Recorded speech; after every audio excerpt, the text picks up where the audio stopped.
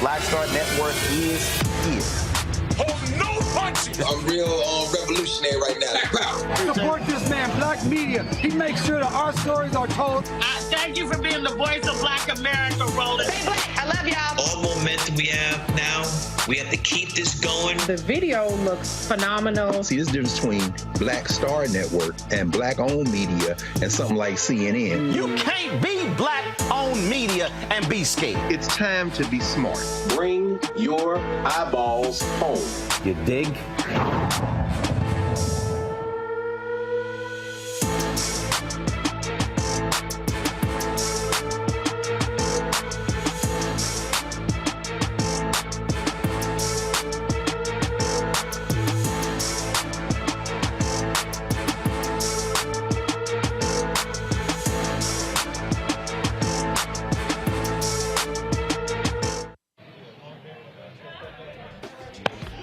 Today is Monday, December 11th, 2023. Coming up on Roland Martin Unfiltered, streaming live on the Black Star Network. We are live at the Global Hope Forum here in Atlanta. Folks, we will hear from, as we speak, Bishop T.D. Jakes on the stage right now with John Hope Bryant, founder Operation Hope. We're going to hear from a variety of people, including Les Brown. We'll talk to the head of the United States Census, the head of the Small Business Administration, Mayor Andre Dickens. Lots of folks we'll hear from today. Also, we'll be talking with Lieutenant Governor of Michigan. Michigan will be the first state that will allow folks exiting prisons to be automatically registered to vote. In Alabama, cops get fired and suspended for killing a black man in front of his home. We'll give you those details. Also, 3 men involved in the Alabama Riverfront brawl have also pled guilty. We'll break all of this down for you. And also, you have, what's up to all the people trying to get the Harvard mayor, Harvard president, the first black female president, Claudine Gay, fired. We'll break down that as well. It's time to bring the funk. I'm Roland Martin Unfiltered on the Black Star Network. Let's go. He's got it. Whatever the biz, he's on it. Whatever it is, he's got the scoop, the fact, the find. And when it breaks, he's right on time and it's rolling. Best believe he's knowing. Putting it down from sports to news to politics. With entertainment just for kicks, he's rolling. It's on go, roll, y'all. It's Roland Martin, rolling with Roland now. He's funky, he's fresh, he's real, the best, you know he's Roland Martin now.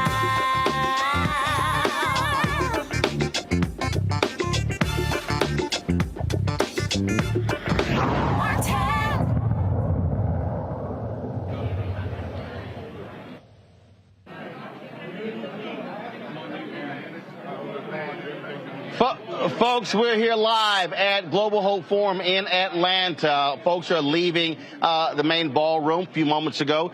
Bishop T.D. Jakes finished the conversation with Operation Hope founder John Hope Bryant. We will hear from Bishop T.D. Jakes on tomorrow's show. We've been live broadcasting since yesterday. This is an annual event that we actually do here in Atlanta. Lots of conversation here dealing with the issue of wealth creation, also eradicating poverty. Major speakers here, CEO of Truist Bank, UPS, as well as Delta Airlines, of so many different CEOs who are here. One of the largest economic conferences in the country, and certainly the largest as it relates to African Americans. We'll have more on the Global Hope Forum in just a bit. Right now, though, I want to talk about what's happening in Michigan, where Michigan is the first state that is going to allow folks leaving prison to be automatically registered to vote. This is a huge decision. A bill was signed into law by the governor of Michigan, Gretchen Whitmer. It was a series of bills that she says will ensure all votes will be counted. Joining us right now is the Lieutenant Governor of Michigan, Garlin Gilchrist II. Glad to have you here, Lieutenant Governor Gilchrist. Walk us through, again, how significant this is. And this is also a function of what happens when folks vote. You only could do this because Democrats control the House, control the Senate, and control the governor's mansion. That's right, Roland. Let me tell you a story. So when I go to neighborhoods across the state of Michigan, I talk to brothers who are either working in a car or doing something, And when I talk about being engaged politically, when they get ready to get engaged, they say, wait a minute, though, I'm not able to do it because I just came home. I can't vote.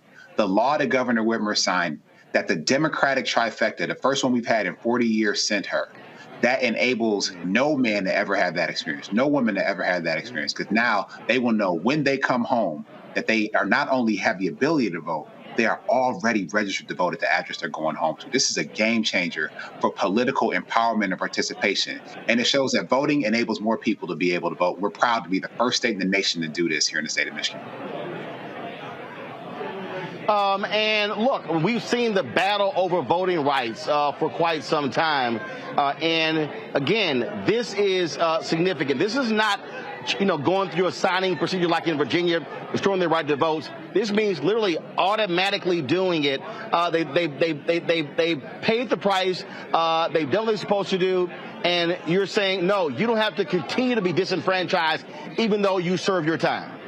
We have dealt a big L to the voter suppressors here in the state of Michigan. And frankly, that's what we're about. Look, I'm a systems guy, Roland. I'm an engineer. I believe that people, when they are allowed to have justice, we should give them their justice and not put barriers in between us. Whether that is automatically registered to vote when you come home, whether that is automatically clearing your record of criminal offenses once you are eligible for that, not having to get money or hire a lawyer or wait. We're about making justice happen immediately for people so they can be focused on their health and their wealth and creating a better future.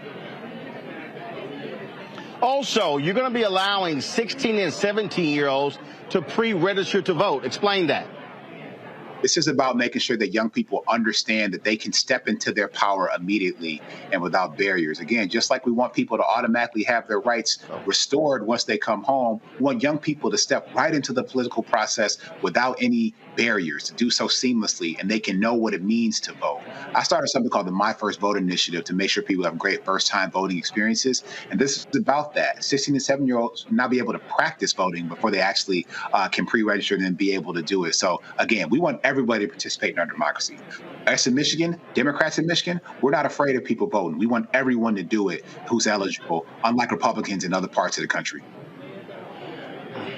This is obviously important because when Donald Trump was lying about the election, one of the things he did, he was targeting, frankly, black cities. When you often heard him talk about voting irregularities or cheating, he would say Fulton County here in Atlanta. He would say Philadelphia. He would say Milwaukee, and then he would say Detroit. And so Republicans in that state, even a Republican leader in 2020 said, let's count all the ballots in Michigan except Detroit. And so what we have seen, Republicans absolutely have been targeting black voters in your state and all across the country. Roland, it was so disgusting, and I take that personally. I am a black Detroit voter. That would have been one of my absentee votes, or the absentee vote of my wife that wouldn't have been counted if Republicans had their way. That's, again, because they're scared of people voting. They're scared of black folks voting because they know that when we participate in the numbers that we are capable of, we can make change. And we were able to show up here in Michigan and deliver a Democratic trifecta that has pushed back on those bad Republican policies that made things more expensive for families, that made it more expensive to be retired in the state of Michigan, that took money out of working families' pockets and made it harder to organize a labor union. We fixed that with this Democratic leadership in Michigan. We're going to keep that momentum going. Last question for you. Look, you have a large Arab American population in your state. Folks are not happy with what's happening in Israel and Gaza. We're seeing people say, hey, I'm not going to vote for Biden Harris. This is going to be a close election again. And so looking at that, what are you saying? What are you hearing when you're talking to people in Michigan who, whether it's Israel, Gaza, whether the people say not satisfied, what are you hearing from them when they say, you know what, I might sit this election out? What are you saying to them?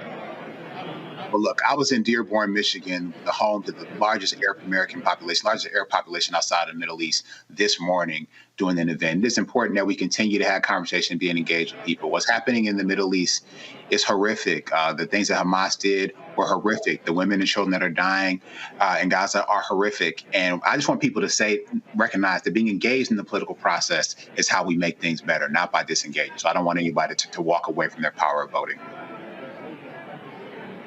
All right, Lieutenant Governor Gilchrist, we appreciate you being here on Roland Martin Unfiltered. Thanks a lot. Thank you. Always good to be with you. All right. Folks, going to go to a break. We come back. I'll introduce my panel. We'll also talk with some folks here, including John Hope Bryant, the founder of Operation Hope, the brain behind this Global Hope Forum. We'll talk about exactly what this means. We'll also hear from a number of people who have spoken here today. We got a chance to sit down with several of them, including the head of the United States Census, head of the Small Business Administration, also Motivational Speaker Les Brown, plus the Mayor of Atlanta, Andre Dickens. Folks, this is Roland Martin Unfiltered on the Black Star Network, broadcasting live from the Global Hope Forum here in Atlanta. Back in a moment.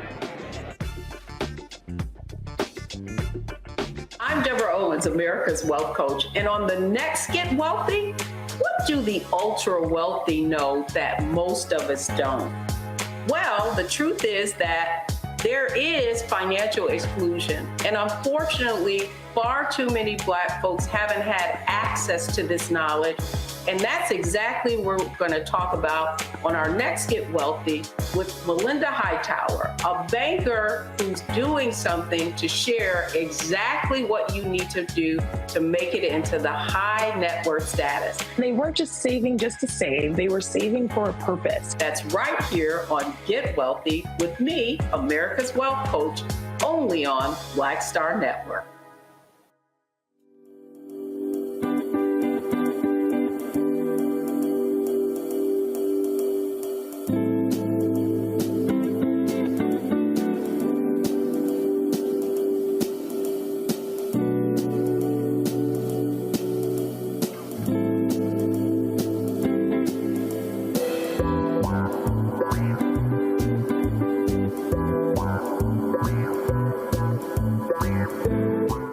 Barnes, and on the next frequency, Professor Janelle Hobson joins us to talk about hip-hop and its intersection with feminism and racial equality, plus her enlightening work with Ms. Magazine and how the great Harriet Tubman connects with women in hip-hop. So it was not hard for me to go from Harriet Tubman to hip-hop, honestly, because it is a legacy of Black women's resistance and Black women supporting our communities. That's what Harriet Tubman did. That's on the frequency on the Black Star Network.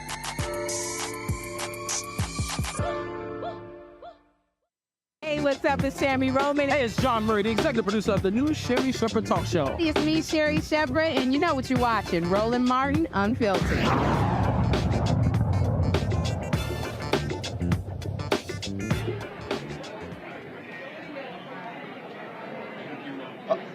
All right, folks, we're here at Global Hope Forum here in Atlanta. The last session for today just let out. Well, actually, it's going to be a dinner in about a half an hour, and so folks are here in the lobby of the ballroom. This event is being held here. This is the same ballroom where the SCLC last met with Dr. King when he actually spoke here, and so there's a connection, if you will.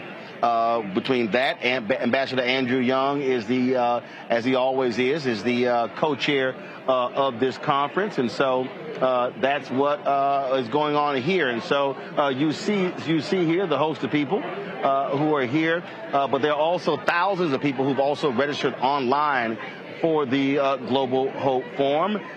In a moment, we hope to chat with John Hope Bryant, who is the founder of Operation Hope. So we hope to see him in a little bit. And so, but right now, I want to introduce my panel, Dr. Julian Malveaux, economist, president emerita at Bennett College, also an author out of Washington, D.C.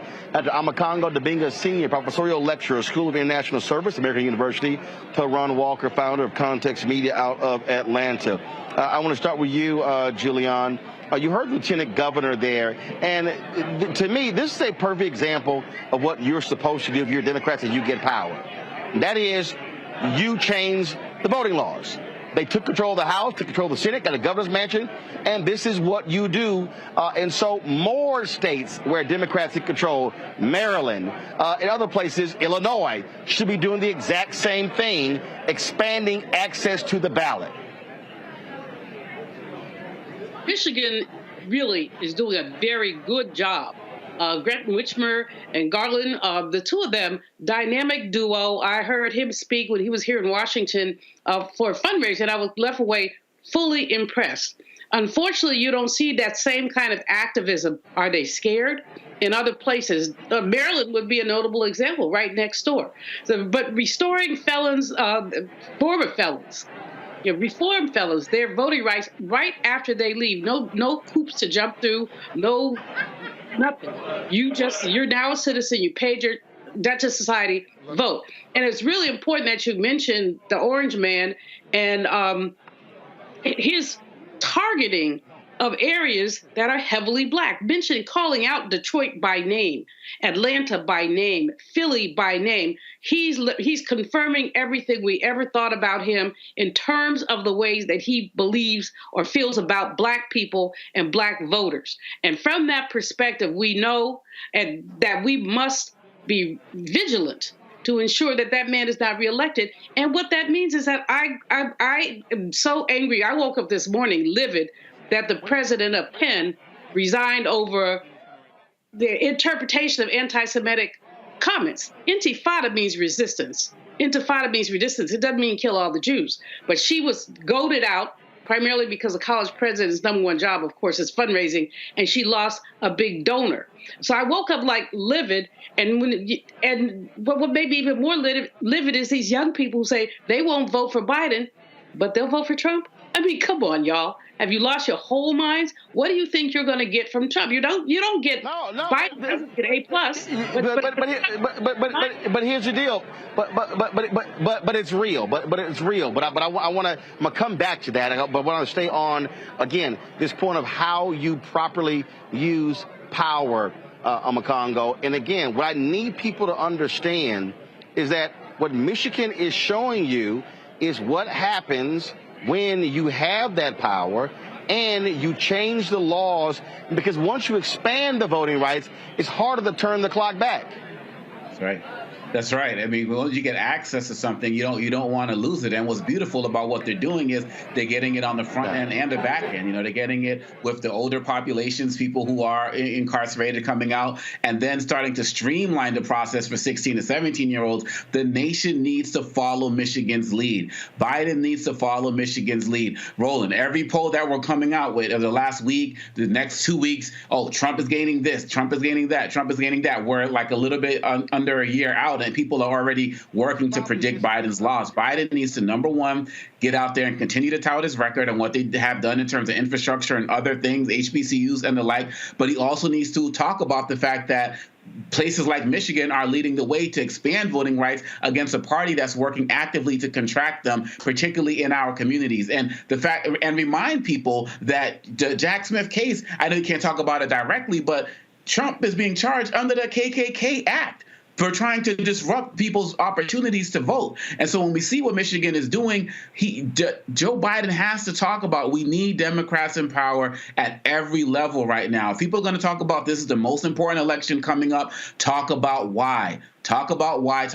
And we know that Trump's base is not expanding. So what they are actually working to do is to shrink Biden's base. And so when people are coming out from prison and can be able to say that Democrats gave you that right to vote, and I know it's not going into effect until 2025, but the fact of the matter is I'm sure they're taking other steps to make sure that those who come out before 2024 are able to vote as well, hopefully. But this needs to happen. And you talk about Maryland and we talk about other states. To not do this is to waste your position. And we need all hands on deck right now. So kudos to Michigan for what they're doing there, for what they're doing on abortion, for what they're doing on many levels. And you talk about people within the Arab community there who might be going against Biden as well. They really got to think about the alternative, because someone coming into office like Trump is going to let Netanyahu run rampant over Gaza and work to kick them out of the United States. Where are you going to go?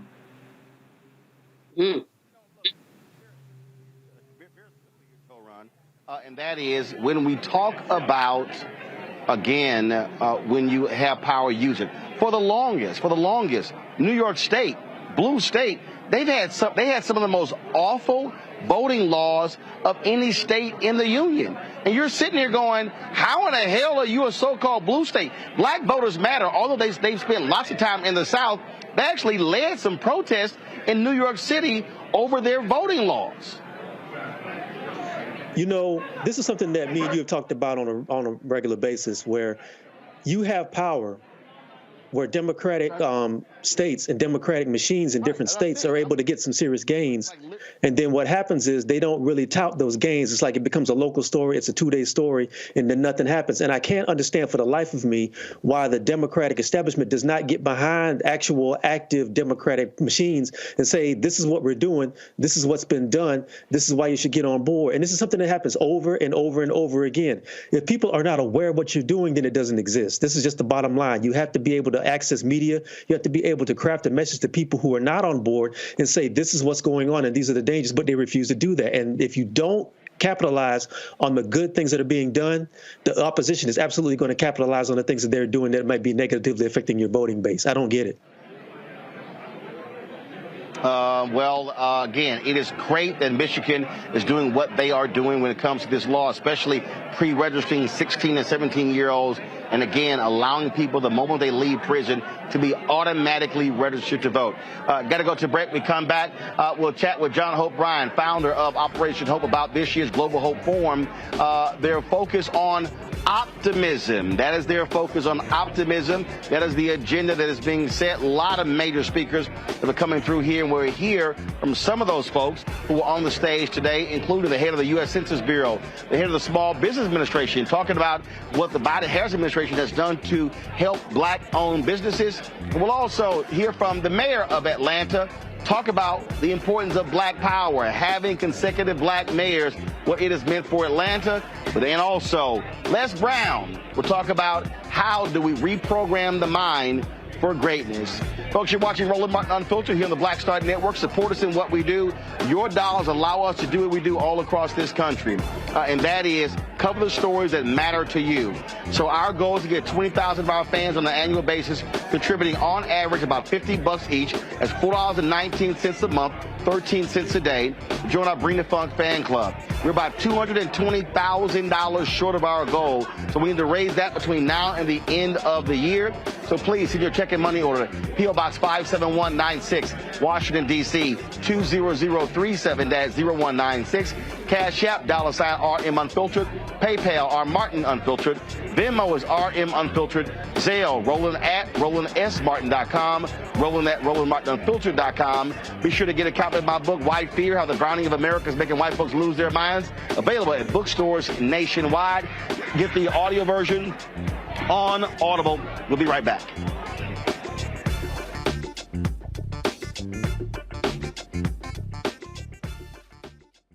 Next on The Black Table with me, Greg Carr, we featured the brand new work of Professor Angie Porter, which, simply put, is a revolutionary reframing of the African experience in this country. It's the one legal article everyone, and I mean everyone, should read. Professor Porter and Dr. Valencia Watkins, our legal roundtable team, join us to explore the paper that I guarantee is going to prompt a major aha moment in our culture. You crystallize it by saying, who are we to other people? Who are African people to others? Governance is our thing. Who are we to each other? The structures we create for ourselves, how we order the universe as African people. That's next on The Black Table, here on the Black Star Network.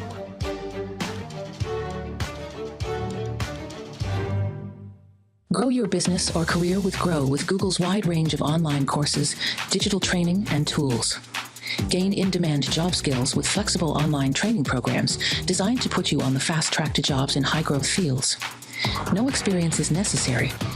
Learn at your own pace. Complete the online certificate program on your own terms. Stand out to employers, get on a path to in-demand jobs, and connect with top employers who are currently hiring. Take one professional career certificate program or all 6. Earn a Google Career Certificate to prepare for a job in a high-growth field like data analytics, project management, UX design, cybersecurity, and more. All professional career certificate programs must be completed by December 31st, 2024. Scan the QR code to complete the application. There are 1,000 scholarships available. Grow with Google and J. Hood and Associates. Be job ready and qualify for in-demand jobs. what's up? Geek Total in the place to be. Got Cake Touch Your Mama's University, creator and executive producer of Fat Tuesdays, a hip-hop comedy. But right now, I'm rolling with Roland Martin, unfiltered, uncut, unplugged, and undamn believable. You hear me?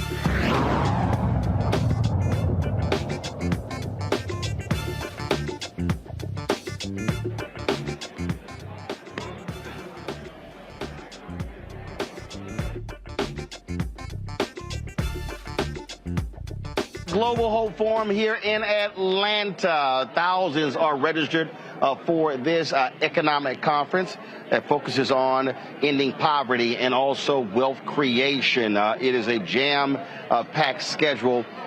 This year's theme is called Making the Case for Optimism. And just a few moments ago, Bishop T.D. Jakes ended his conversation on stage with John Hope Bryan. Bishop Jakes will join us tomorrow right here on Roland Martin Unfiltered regarding a major initiative that he is launching, that he'll be announcing here in Atlanta. So we have those details for you on tomorrow. A little bit earlier, folks, we got an opportunity to catch up with Atlanta Mayor Andre Dickens. He is the 7th consecutive black mayor here in Atlanta. And as we talked about, that plays a huge role in this being called the Black Mecca all across the country, but also across the world. Here's our conversation. Mayor, how you doing? I'm doing great, man. Welcome to Atlanta again. Absolutely, absolutely. Now, the last time I was here, I popped in. I was in the I think it was at the Chris Tucker Golf Tournament, but I think Invest Fest was going on. Yeah. And so now we've been here for the last several years for Global Hope Forum. So let's talk about why money conversations are so crucial and the role that Atlanta plays in that when it comes to African Americans. Yeah, we just love the fact that people choose Atlanta to host these kind of conferences, these forums, these summits, because we, are on top of a bedrock of good mayoral leadership, starting with Mayor Jackson, where he stressed economic inclusion. We have black population here. We have black institutions here from Spelman, Morehouse, Clark, ITC, Morris Brown. But what we didn't have was black economic inclusion in government, et cetera. And so once he started that, then we had black banking, and we didn't have black economic power in terms of government and contracting. And so it's important that we use Atlanta as a springboard, as a launch pad for across the nation. And that's why we lead in the minority business development opportunities that we have. And so I'm grateful that Hope Global Forum, Invest Fest, and others choose Atlanta to do that. When I was in Chicago before the runoff there, where Brendan Johnson was elected, I was explaining to this one brother, I said, I was trying to explain to him why Atlanta's been so successful. And I said, because you had consecutive elections of black mayors. Yeah. So prior to him, this was the first time, because you had Harold Washington, he passes away, and then, of course, you don't see another one elected for, almost 30 years. Lightfoot then followed. Well, in Houston, Sylvester Turner, Sheila Jackson Lee just loses. And so that is, I think, the biggest difference, having that back-to-back of black mayors driving a very similar economic agenda.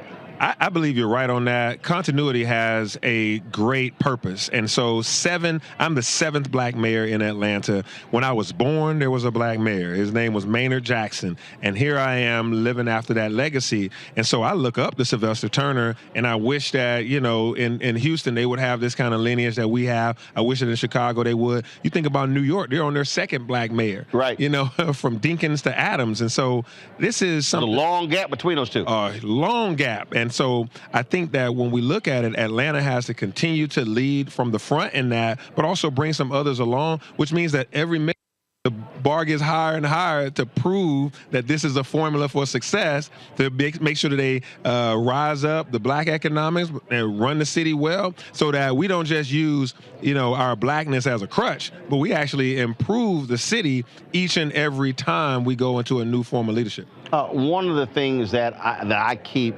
focusing on to do that is you got to have folk turn out who are voting.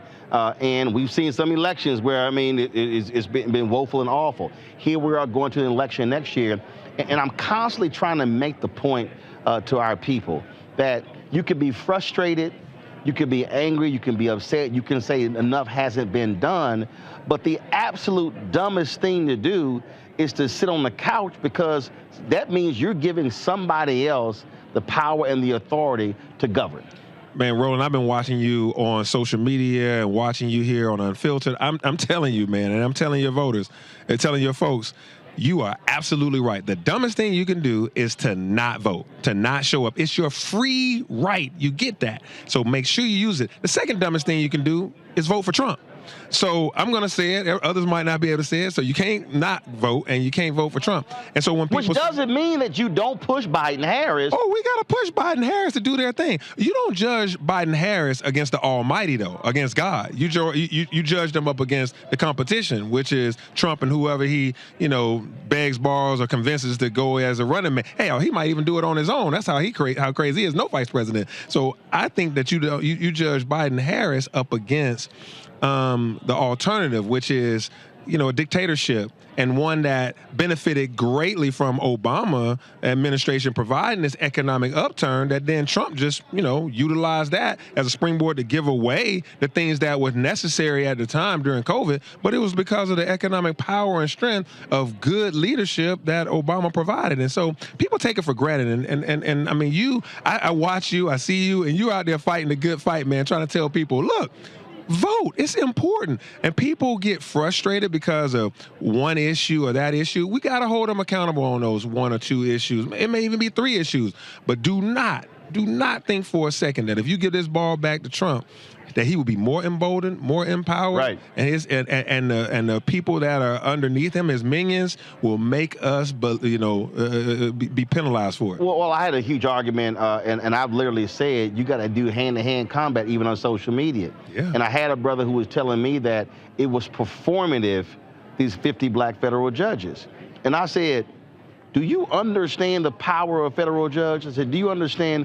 I said, they can rule on any of these laws. Yeah. And so I think part of this is also, which I think the administration actually did a better job, they got to connect the dots to say, listen, judges are important, administrators are important, who controls the levers of power are important, because the things that you say you want can't get done if you're not in power. Right. If we care about our kids and our grandkids, we need to be thinking about judges, because they are lifetime appointees. And so what Biden-Harris did was really put in place a substantial number of African-American and, of course, the first black female, to be appointed to the High Court or Supreme Court. To be able to do that, these are lifetime appointments. So when we love our families, we love our kids and our grandkids, it happens in the judicial system. And I'm applauding them for that. And we have to really, make our friends and our family members aware of what that means for them. You here in Georgia, and it was all this talk, black men were not going to vote for Stacey Abrams. When the data was then looked at, that was an absolute lie. Yeah. You're seeing these polling showing, 20% of black people for Trump. We saw what happened in the last election, and I'm seeing a lot of this conversation amongst these brothers. What I'm saying to them is, you can't only be saying, well, my pockets were full during Trump, without understanding how your pockets got full. That was a Democratic House that passed stimulus bills. Right. That was a Democratic House that passed the First Step Act. So this idea that Trump made all these things happen is crazy. But I keep saying, you might say, there's one thing I really like Trump, or I love the strength. I'm like, but it's a whole host of stuff over here that's going to be detrimental to you, your mama, and your daddy, and your brothers and sisters. And I'm like, but go ahead and F around. Y'all about to find out. Yeah. And I'm like, this thing is real. What they are planning to do, if he gets back in, right, and they control the House and the Senate, will be disastrous for our community. Absolutely. You can even just see how many copycats he's got. DeSantis is a carbon copy of the worst form of Donald Trump, and he's running against Donald Trump. And so you look at how many minions he's created across the country in those 4 years. Think about how empowered he would be in the Senate and in the House. And was it not for the Obama administration and that Democratic-led Congress, we wouldn't have been able to have the resources that we have now, or we had, to be able to, do all those incentives that we have. And let's not forget, these things like the reduction of insulin costs, that affects us. Yes. And Trump, a week ago or maybe 2 weeks ago, said that he was thinking about undoing some of the Medicaid expansion stuff that we have. Do you know how many people in Georgia, how many black people? Come on, how many black people need that Medicaid? And he would just take it away? So this is important stuff. And so, you know, you have to sometimes think about the absence of what you have. It can get worse. And so, you know, I talked to, Madam Vice President. Madam Vice President says, she's going to be on the campaign trail. She's going to make sure her voice is heard. We're going to be talking right to our communities. I talked to Mr. President. He said we're coming out hard to make sure that we get this vote back out. And so for us, we got to encourage people to stay in the game, keep their head in the game, and go out there and vote once again. And as I say, make demands, vote, but don't leave when the election is over. Then you got to press to make sure the things that you demanded actually happen. That's right. That's how it works. Hey, y'all do it to me every day up here in the city of Atlanta. I can't go to the grocery store without, hey, I hear it. That's how it is, though. Yep. In the mayoral seat, you talk to people. You over here just waiting to, talking, hanging out with your friends at a restaurant. Folks gonna say, "Hey, Mayor, I like what you're doing, but what? Can I get a? Let me holler at you. Let me holler at you." Mayor, I appreciate it. Always good to see you. Always good to see you. All right, too. and again, and the Scott Bolden who's watching, I told you, Scott, every now and then I'll allow Kappas on my show. Scott says I have too many alphas on. I said, well, we run a lot of stuff. My bad. Oh, man, that sounds like a sneaky way of saying whatever you said to say congratulations to the News for being on your show. No, I'm just saying. I just sort of point that thing out. I love everybody, man. I appreciate it. All right, man.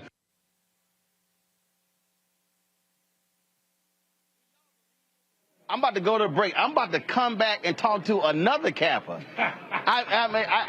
You know what? I think this is a Lord have mercy week for me to have back-to-back Kappas on my show. That ain't never happened. Only in the name of Jesus. All right, y'all. We'll be back. Roland Martin Unfiltered on the Black Star Network, broadcasting live from Global Hope Forum here in Atlanta. Back in a moment. Hatred on the streets, a horrific scene, a white nationalist rally that descended into deadly violence. White people are losing their damn minds. An angry pro-Trump mob storms the U.S. Capitol. We're about to see the rise of what I call white minority resistance. We have seen white folks in this country who simply cannot tolerate black folks voting. I think what we're seeing is the inevitable result of violent denial. This is part of American history. Every time that people of color have made progress, whether real or symbolic, there has been what Carol Anderson at Emory University calls white rage as a backlash. This is the rise of the Proud Boys and the Boogaloo Boys. America, there's going to be more of this. Here's all the Proud Boys, guys. This country is getting increasingly racist in its behaviors and its attitudes because of the fear of white people. The fear that they're taking our jobs, they're taking our resources, they're taking our women. This is white fear.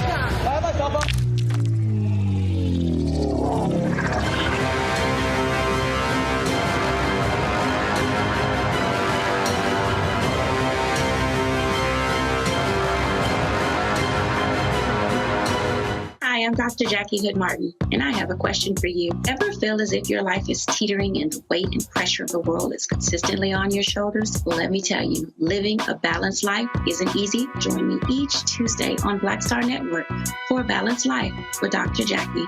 We'll laugh together, cry together, pull ourselves together, and cheer each other on. So join me for new shows each Tuesday on Black Star Network, A Balanced Life with Dr. Jackie.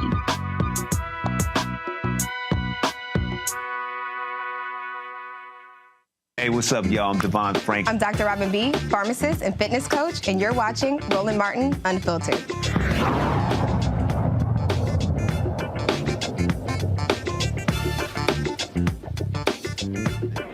All right, come back from break. Bring it up.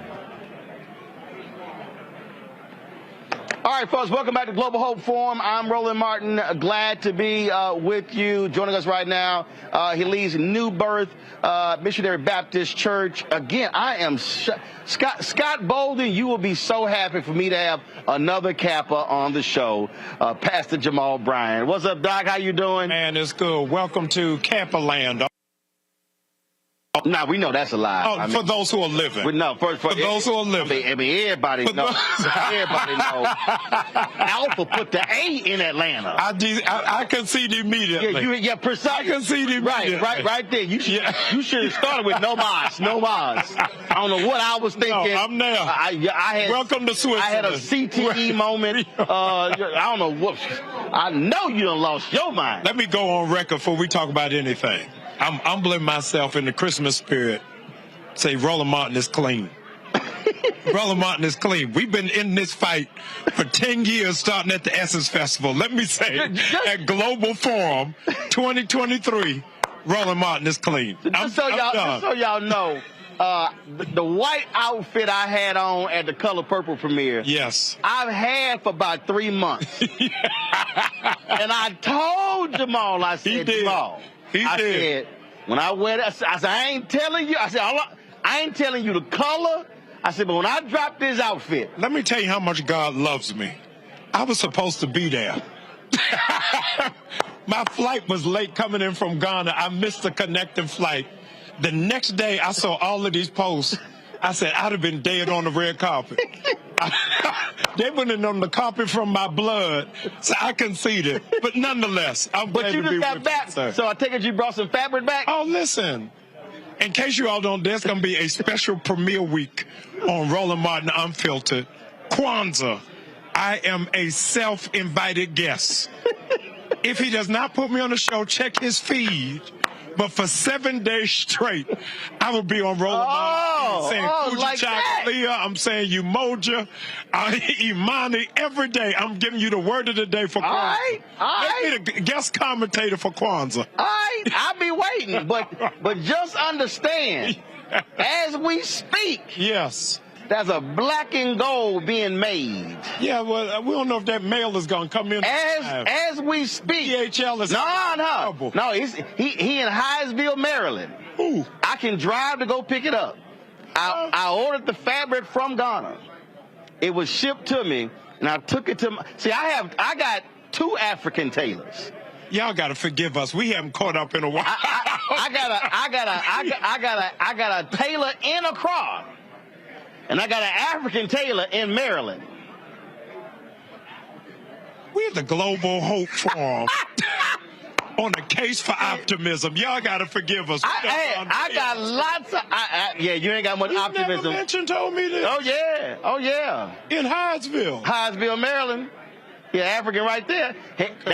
I got all the fabric I got from Liberia. Yeah. They just gave me fabric. And I brought it back, and I was like, all right, let's do some stuff. Oh, yes. Listen, I'll be home for Christmas. We are going to Hyattsville. You tell me what day. You can blindfold me, so I don't know how to get there without you. But we are going to Hyattsville over Christmas. You hear that, Dana Joy? He going to be coming. Absolutely. All right, let's talk a little business here. First off, you've now been hit a new birth. How long? If I tell you, you're going to die. Yesterday made 5 years. 5? Yesterday. I was about to say 3. No. 5? Pandemic threw that timetable off. You ain't lying. Yeah. Wow. Yeah. So it has been, let me do another plug. The very first interview I did to say I was moving to Atlanta was Roland Martin. Absolutely. Every critical moment, Roland Martin has been there. Subscribe, follow, share, donate to Roland Martin. Y'all been doing it. I was there for a book signing. I appreciate that with a great book signing.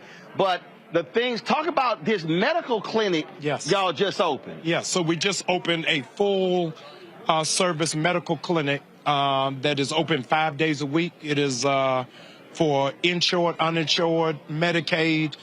You can do x-rays, preventative care, screening. We have 1 of 5 in the world, where you can get your blood test and get the results back in 10 minutes. Wow. So you don't have to go anywhere else.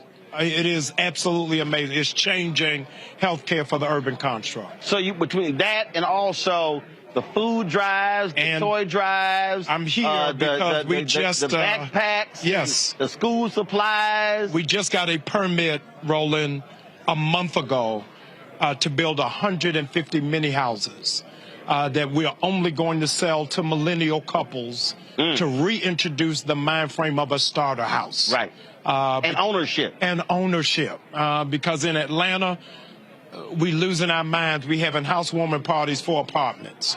So we got to change what that mind frame looks like and change what is the responsibility of the church. Roland, New Birth is the largest land-owning black church in America, and all we had was a sanctuary and a gymnasium, but doing nothing really in terms of community development, economic development, and community engagement. So we're trying to really take a bite out of that. Also, and that was also carrying a significant amount of debt. $32 million through the grace of God.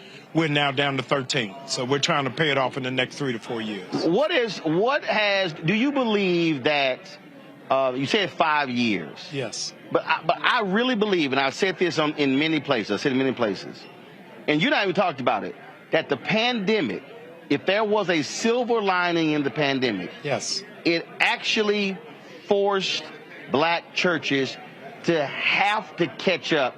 Because I think you said normally they're 15 years behind. That's right. What is agonizing is that 3,165 black churches closed in the pandemic. Benjamin May said, if you don't run faster, you're going to be left behind. And so if you think about the average, and you travel across the country more than I do, the average black church is proud to be streaming on Facebook when the kids are on TikTok. Only 3% of black churches have a TikTok account. Wow. So we're running so far behind. We left Facebook when our parents tried to friend us. So we went on the other side of the vehicle. And so the churches that are dealing with technology and are really looking in a forward direction, those are the ones that are really winning. Yeah, man, I remember during the pandemic, you hit me, you were like, hey, can you teach a class for these churches? Yes. And it was hundreds of folks who were on there who just had no idea on how to even do this thing. I remember they were trying to put an iPad on a tripod. I said, no, we can't do that. Yeah, we can't. No, really. And I'm giving you your flowers while they are due. Roland Martin was a blessing to 1,000 pastors over the pandemic on stuff you would take for granted. What camera to buy, what lighting kits to buy, what setup. And what I say to pastors, before the pandemic, I didn't know the names of my cameramen. I didn't. I didn't know who was running sound. I just got up, started preaching. Right. Now, I want to know how your mama doing, how the kids. Because the pandemic taught me I can have church without a choir, but I can't do it without a camera. Well, no, so just so y'all know, y'all gonna crack up at this here. So probably the first 2 Sundays you preached, y'all, this me at the house. Yes, I forgot about that. Yeah, this me at the house. I'm like, now y'all, he on. I need y'all to understand. He on the stage. Yes. I'm texting. Say, man, your crawl not good. Yes. The light is off. That graphic. The angle is off. Why aren't y'all streaming to this platform too? Go to Switchboard Live. I forgot about that. I was sitting here. Yes. I was doing a critique of the whole broadcast, and it wasn't about being mean spirited. No, you were helping. It was literally, listen. I do this every day, and here's how to accelerate.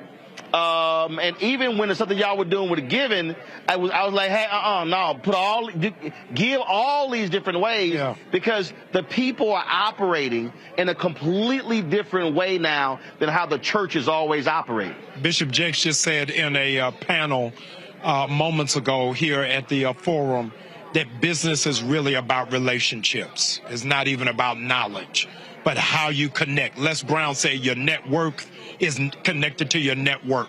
And so you saved me a lot of money and a lot of months of agony in a place where I didn't know anybody.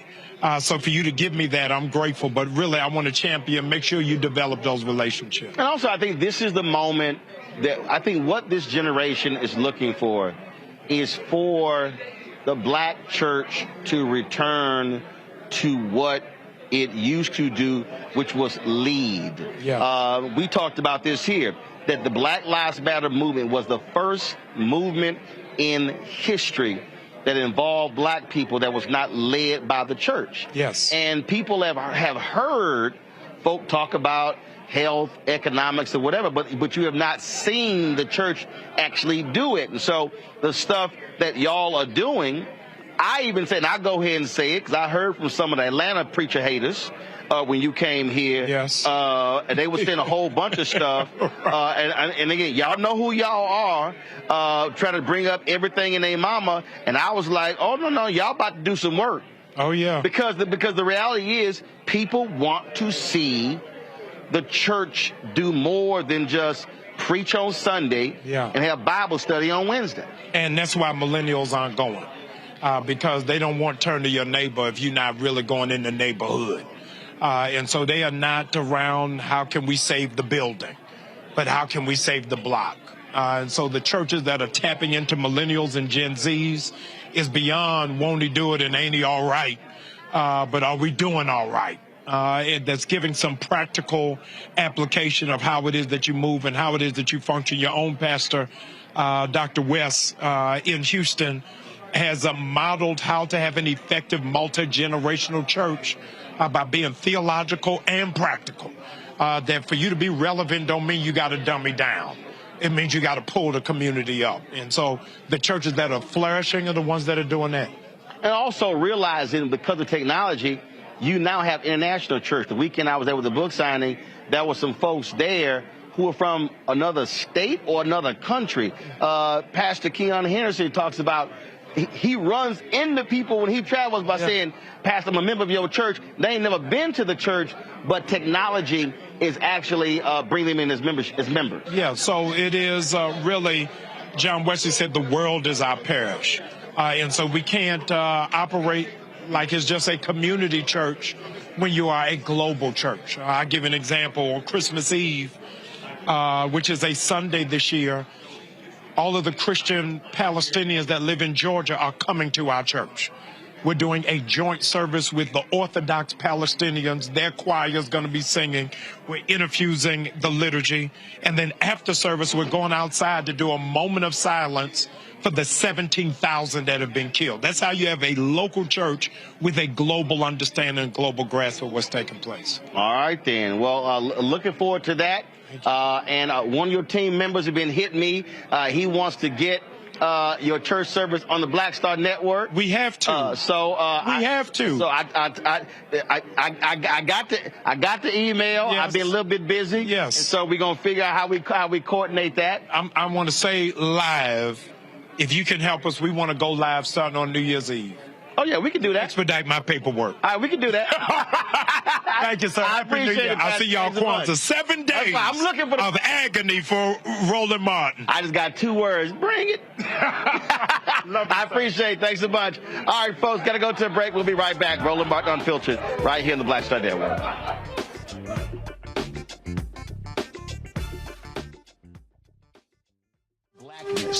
And what happens in black culture. We're about covering these things that matter to us, speaking to our issues and concerns. This is a genuine people-powered movement. There's a lot of stuff that we're not getting. You get it, and you spread the word. We wish to plead our own cause. Too long have others spoken for us. We cannot tell our own story if we can't pay for it. This is about covering us. Invest in black-owned media. Your dollars matter. We don't have to keep asking them to cover our stuff. So please support us in what we do, folks. We want to hit 2,000 people, $50 this month, raise $100,000. We're behind 100,000, so we want to hit that. Y'all money makes this possible. Checks and money orders go to P.O. Box 57196, Washington, D.C. 20037-0196. The Cash App is $RM Unfiltered. PayPal is R Martin Unfiltered. Venmo is RM Unfiltered. Zelle is Roland at RolandSMartin.com.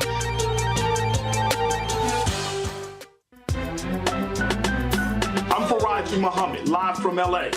And this is The Culture. The Culture is a two-way conversation. You and me. We talk about the stories, politics, the good, the bad, and the downright ugly. So join our community every day at 3 p.m. Eastern and let your voice be heard. Hey, We're all in this together. So let's talk about it and see what kind of trouble we can get into. It's The Culture, weekdays at 3, only on the Black Star Network.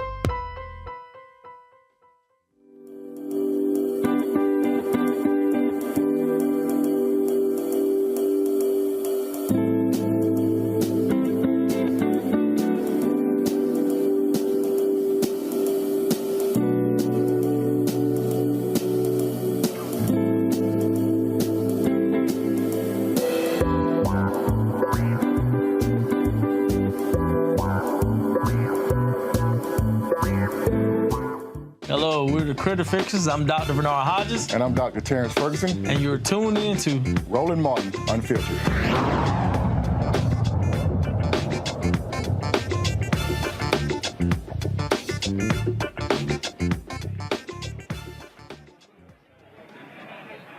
Folks, let's go to Alabama, where a mayor there has fired 3 officers and suspended another involved in the shooting death of a black man. Decatur Mayor Tab Bowling did not release the names of the officers, but said they will have the option to appeal his decision of termination. If the officers decide to appeal, their names, charges, and other details will become public as part of a potential personnel board appeals hearing. Stephen Perkins was shot and killed outside of his home in the early hours of September 29th by Decatur Police Department officers after an altercation with a tow truck driver. This is an absolutely strange story, Amakongo, because in essence, these police officers were in cahoots with this tow truck driver, where they basically set a trap for this brother. They shot and killed him. Then we later found out that his car, and an error was made, and his car was not supposed to be repossessed, so he was defending his turf. And so if you look at the video, and we played it, these officers are literally hiding behind vehicles at 2 o'clock in the morning, setting a trap to ambush and shoot and kill this brother. Setup, man. It's more like an execution than anything else. And when you look at the story, we think about the family and what he left behind. And first of all, we also have to be mindful of the fact that the officers lied in terms of what they initially said. They talked about the fact that when they approached him, they told him, to drop the weapon and the like. And then later on, it turns out they said that they apparently told him just to get on the ground. And so people are getting fired and suspended. But what about criminal charges? What about, lying on these police reports and the like? This brother, 39 years old, is lost his life because of some type of ambush. My hope is that by amplifying this here, because no one else is talking about it anywhere else, the Justice Department needs to look into this, because this to me speaks to a level of corruption that's at a much deeper level in that entire department. And I think those names should be released, including the one who got suspended as well, because this cannot be the end of it. In our community, we can't just be enough to say that people got fired or people got suspended. We need prosecutions. We need criminal charges. They set this brother up. They lied about the reports. And now we have another family without a father who also, by the way, feared that he was going to be killed by the police one day. That's what he feared, that so many of us feared, and it came to fruition under the most heinous of circumstances. A deeper investigation needs to be done on this. Ron, this story is beyond shameful. For the police to be in cahoots with a tow truck driver who was trying to repossess a vehicle. The driver claims he went there, the guy shot at him. He leaves, called the cops, brings the cops back, and they basically, the video shows, they are hiding behind vehicles across the street, waiting for the brother to come out of his home, and then they shoot and kill him. This video right here, Toron, this officer is, you see the tow truck driver come up. This officer is like they're waiting for something to happen. That's how crazy this story is. It's crazy, but unfortunately, because we live in this society, this is something that's not uncommon. Unfortunately, all too often, capital and business and law enforcement work hand in hand to serve each other and not serve the people. And also, this happened in the Deep South. Now, that's not to say anything about the Deep South, but there's a long history in the Deep South of black men suspiciously dying at the hands of police and nothing happening. We happen to live in a time now where we have all this technology and we have social media where you see the things that are playing out, but also just the fact that they were let go and just the fact that they were the city council and the mayor was able to get in front of this somewhat only because of this video getting out and saying that these officers are going to be somewhat, quote unquote, disciplined is a way to kind of cover themselves and say, see, we're doing something. But if you let something like that go out and then you let it go away, it becomes a one-day story or a two-day story, and then it goes out of the public mind. The activists in that city need to be more, I don't want to say they'd be more proactive, but they need to push this story on a national level so it doesn't get buried like things that happened to our brothers in the 40s and 50s and 60s. This is on a continuum. What? These things have always happened. These things have always taken place. But now we have the ability to be able to put these things in front of the wider world, but it's got to be consistent. It's 7 o'clock. No, if this were a simple impoundment, you're taking a car because whatever, there's a whole other way to do this. And if the brother came out and there was some words, they could come back. They could come back in the daytime. They did not have to ambush him. This is, white people can do whatever they want to, or police, whatever they want to black people with absolutely no consequences. And as Oma Congo says, here's another family now who's losing a father, another group of young people, children who are traumatized. I salute you, of course, we always do, for bringing these stories to light that don't see light too often. But it's not just on Roland Martin. As the other brother said, who lives in that town? What are you doing about it? Who elected these clowns on the city council? The mayor's doing the right thing, kind of. Why don't we know their names? It ain't secret. We know the name of the brother who was killed. We need to know the names of the people who killed him. This is just, again, apoplectically annoying at best. It's too much. And it happens, it's like the chink, chink, chink of the water coming out every single day or every single week. Roland, somebody has to take responsibility. You're right, DOJ has to be investigating this. But even more than this, all those police officers need to be tried for murder. That's what it was. They murdered this man, and with the tow truck driver, murder and conspiracy to commit murder. That's what this is. Absolutely. Now, let's also talk about another story out of Alabama. 3 people have pled guilty to their role in the Montgomery, Alabama Riverfront brawl. Zachary Shipman and Alan Todd pled guilty to a lesser charge of harassment. They were initially charged with third-degree assault for their role in the fight. Shipman and Todd will have a 60-day suspended sentence with 12 months of court-supervised probation, pay court costs, 100 hours of community service, and an anger management program as part of their guilty plea. Reggie Bernard Ray, the man who used the folding chair as a weapon, pled guilty to disorderly conduct but managed to avoid jail time. He received a 90-day suspended jail sentence and has been ordered to perform 50 hours of community service and pay $357 in court costs. The charges against co-captain Damian Pickett have been dismissed. That tow run is certainly good news. There was no reason in the world for that brother, the co-captain, to be charged in this case when he was simply defending himself. Let's put a fund together to pay that brother's fine and get him on off of that. Good idea. That's my feeling about that particular situation. And I'm actually surprised that anything happened to the guys who instigated this fight. I mean, you know, the way this was portrayed, it was going to be a situation where, thankfully, again, this is the power of media and this is the power of social media. If this would have been an isolated case, who knows what those brothers who defended themselves would have got charged with? You know what I mean? This is how things happen all the time. If things happen in the dark, you're able to take a situation and blow it up to be way worse than it might have been. But something that could have been a minor incident could have been a heavy misdemeanor or something like a felony. So I'm glad that brother got some semblance of justice. He shouldn't have got anything. He was defending himself. And I'm glad the rest of those guys are going to have to pay the price for instigating the fight. So I'm glad. I wish those guys had to spend some jail time. I mean, to just have a suspended sentence to me is insufficient. Nothing is preventing them from resting in their caucasity. They're probably sitting someplace bragging about what they did. They're getting a slap on the wrist. Look at that. He jumps this black man. He jumps him. He punches him. If a black man did that to a white man, he'd be serving time. So these white punks, because that's what they are, need to be, and look at that one. I mean, need to be serving time. They just piled up on this brother, and you can see all of them. So that only 3 of them pled guilty, and the little heifer in the blue. I mean, they all need to spend some jail time. If it's only a week, just to send a message, you just do not run around punching on people. So, yeah, they got suspended sentences. There's probably some plea bargain. I simply don't think it's enough. All right, folks. Hold tight 1 second. When we come back from this break, we'll chat with John Hope Bryant, the founder of Operation Hope, about this year's Global Hope Forum, what they hope to achieve as a result. You're watching Roland Martin Unfiltered here on the Black Star Network. Don't forget, if you're watching on YouTube, hit that like button, folks. Love for you to hit that. That impacts the algorithm, of course.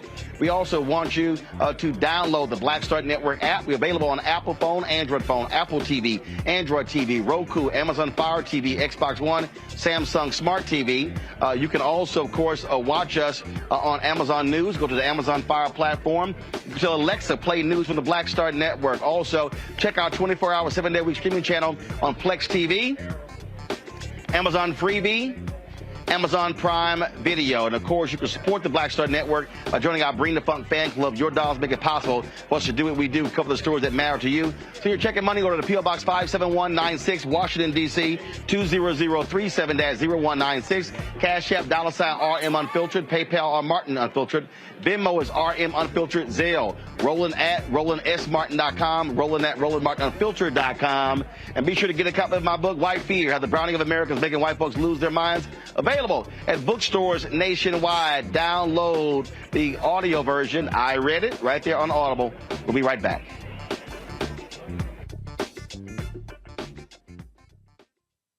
Grow your business or career with Grow with Google's wide range of online courses, digital training, and tools. Gain in-demand job skills with flexible online training programs designed to put you on the fast track to jobs in high-growth fields. No experience is necessary. Learn at your own pace. Complete the online certificate program on your own terms. Stand out to employers, get on a path to in-demand jobs, and connect with top employers who are currently hiring. Take one professional career certificate program or all 6. Earn a Google Career Certificate to prepare for a job in a high-growth field like data analytics, project management, UX design, cybersecurity, and more. All professional career certificate programs must be completed by December 31st, 2024. Scan the QR code to complete the application. There are 1,000 scholarships available. Grow with Google and J. Hood and Associates. Be job ready and qualify for in-demand jobs.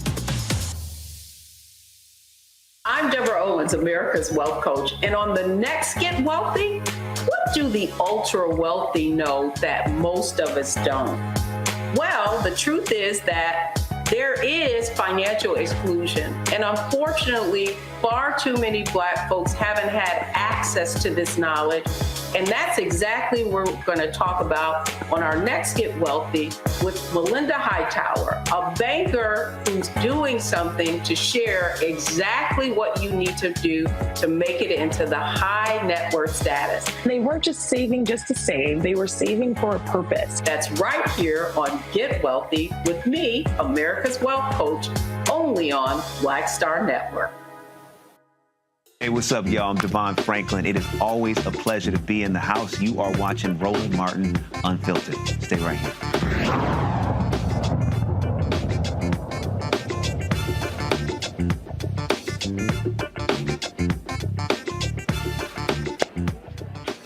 Folks, welcome back to Roland Martin Unfiltered here in the Black Star Network. We are here again this year at Operation Hope's Global Hope Forum. As you see, there's still folks who are here. It was jam-packed earlier today. Session let out shortly, just as we went on the air. Bishop T.D. Jakes was on stage in a one-on-one conversation with John Hope Bryant. But it's not just people who are actually here physically. There are 1,000 people who are actually registered online who've been watching on our network, watching on their platform as well.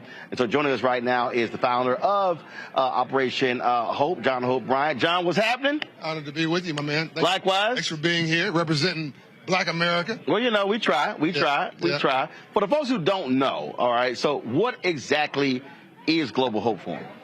It is an annual report card first and foremost, on us. Every nonprofit is owned by the public. People don't know this.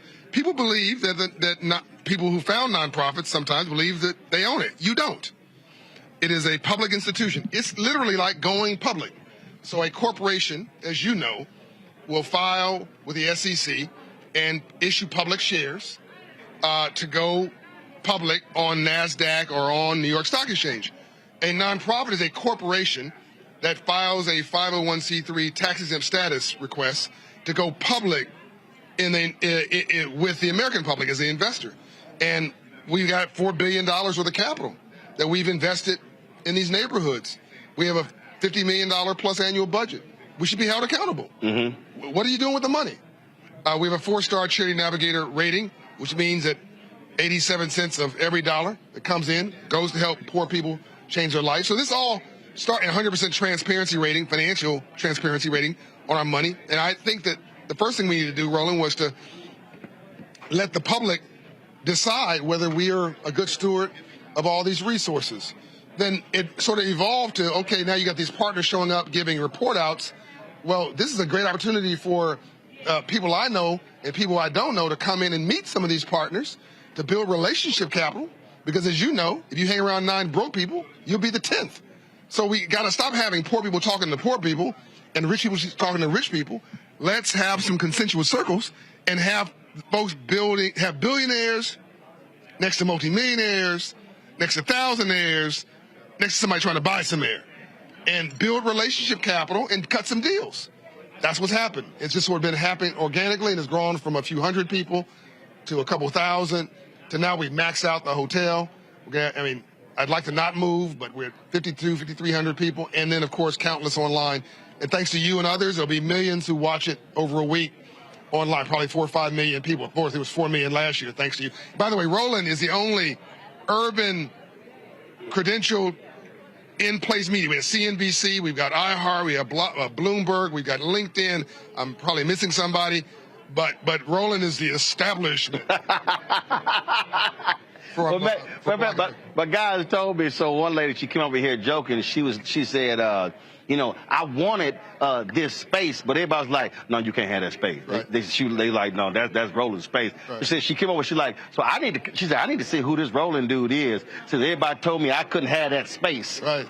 And so we sort of grown a little bit, and the thing, the reason why, one, it's important, I think, what you just said, is that I've always had a problem with black-owned media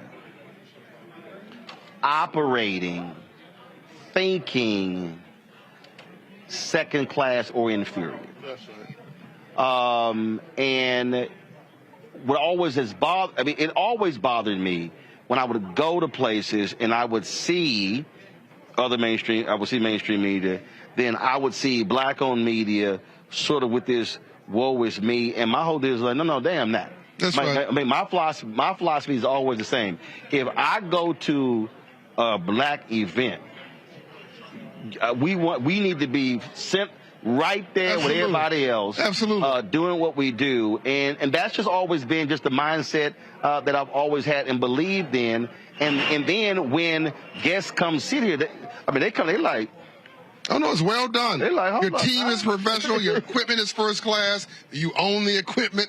Let me say that. You own your network. You own the masters. I mean, Roland is like Michael Jackson or Prince or your favorite recording artist that owns their masters. Every time he does a show, he owns the content. Somebody was doing a documentary on something. They hit me up and said, hey, can we license that? That's right. Yes, you can. That's right. Here's the invoice. Yeah. So we feel a responsibility to walk our talk. And to have Roland here says more about us than him. He's walking his mission, but are we? And again, it's a public audit. So you cannot have all the mainstream media, not have the minority media here in a prominent place. Number two, we're going to give Roland an award here this year. We're going to do awards next year for other media leaders. But we're going to give Roland the first media award tomorrow because he pioneered our involvement in social media. Now, all these other folks, I was just hit up by a producer from one of the networks, and they're always very helpful, and they're very thoughtful, and I appreciate that. But Roland has gone beyond the Call of Duty. Roland will curse you out. In love. I remember, I think it was 2012. Roland, like, what are you doing? Get off Twitter and get on a video. Back then it was go on Facebook and do a video. Knock it off, John. What are you doing? And I pushed back. I had my 20,000 followers. Back then it was right 10,000 followers on Twitter. And I still have 31,000 whatever followers on Twitter. But I now have 3 million followers on the other platforms, the largest of any nonprofit leader in the country on empowerment. And more importantly, you have a couple 100 million, I'm sure now it's close to 250 million video views. That's all Roland. I mean, my team did it, but it only happened because Roland cursed me out and told me to upgrade my software. And no one else is going to do that. No one's going to care enough to call me out of the blue. Roland just calls you like 3 in the morning. Like, you ain't got nothing else to do. Hey. Like, wait, you don't even ask if you're busy. He just starts talking. I know. Hey, listen. If the thought hits my mind, I'm gonna hit you right then. And if you sleep, fine. You'll read it in the morning. I appreciate it. That's fine. You know. And I had somebody. They were like, somebody else told me, like, why do I call and you don't even say, hey, how you doing? You just start talking. How your day going? I'm like, listen, let's just get to the point. Let's just get to the point. If there's an end of this story, can we please start there? You cannot have a low self-esteem and talk to Roland Martin. You just simply can't. He will crush you. Well, you know, the thing is, just so also y'all know, so John's always like, Roland, you should be charging people for this. And we just had Jamal Bryant. And when he started at New Birth, his first Sunday, I was watching. I was like, say, man, I don't know what cameras your people are using.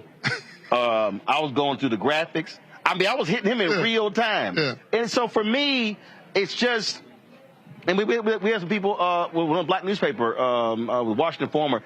Her son was here, and he asked me other questions. Next thing we know, he was 30 minutes. So for me, it's just, listen, I live it, I breathe it.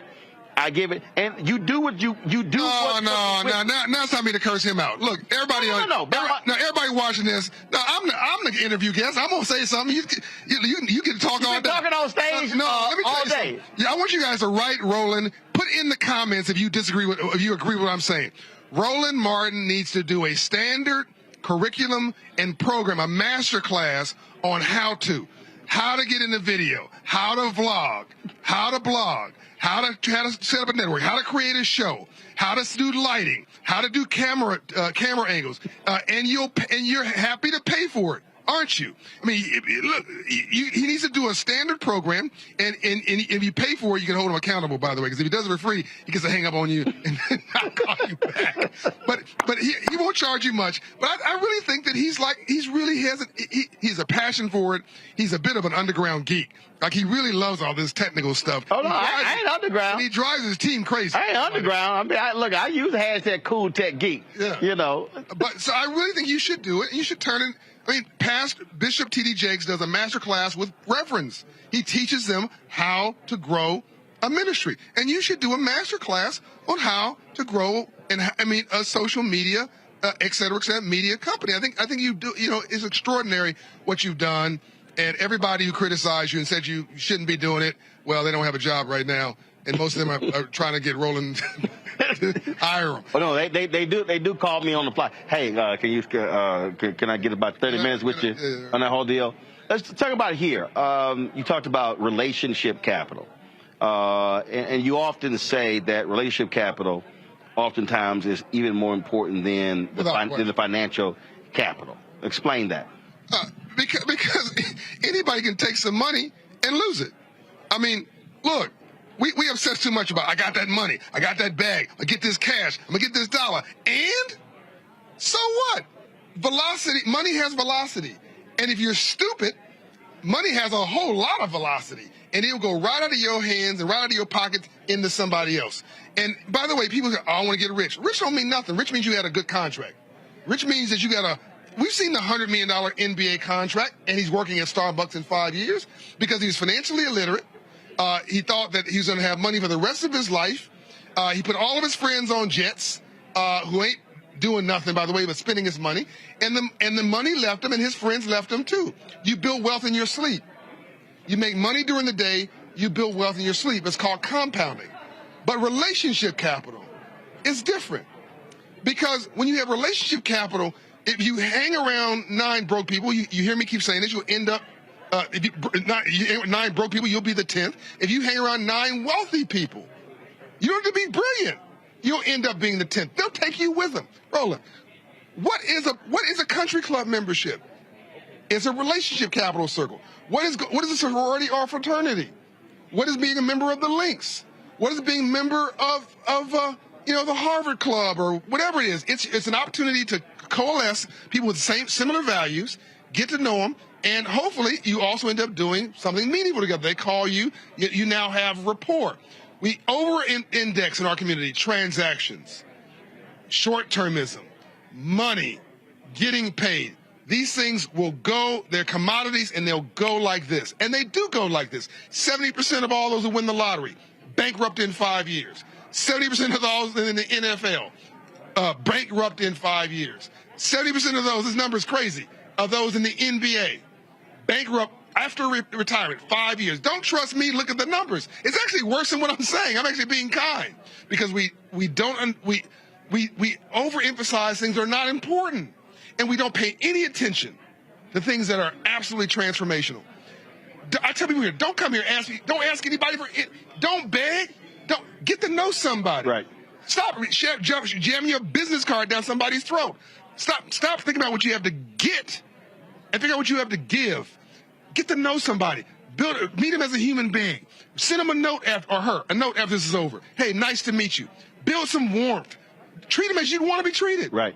Then over time they'll say to you, because these are type A personalities. They're wired this way. They can't help it. At some point they'll say, so what are you doing? Right. What can I, at some point, give them a chance. At some point, it may take 6 years. It'll probably take more than 6 months. What can I do to help you? I had probably, we were 18 months in, and it was tight. Yeah. It was very tight. Yeah. We started this one advertiser, $250,000. That helped us launch, and it got us through the first 3.5, 4 months. And I remember someone I know, this person said, why don't you call Tyler? Why don't you call Robert Smith? And I said, no. And the person goes, I don't understand. I said, that's a small ask. And this person could not understand why I would not reach out to African Americans I know with means. First of all, everybody else is wearing them out. Let's start there. I mean, I asked Quincy Jones, he was exhausted. Why don't you just cut off the public? He said, John, and just do with your friends. He said, it's my friends wearing me out. Everybody's calling Tyler. Everybody's calling Oprah. Everybody's calling TD Jakes. Right. People call. I just wait for it, Roland. Hey, John.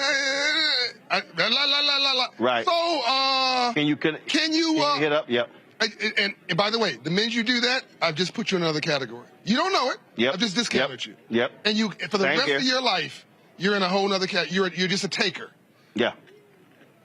People want to help, but they also want to feel like a human being. But see, for me, the help, I was trying to explain to this person, the help for me was the information that we shared. That's right.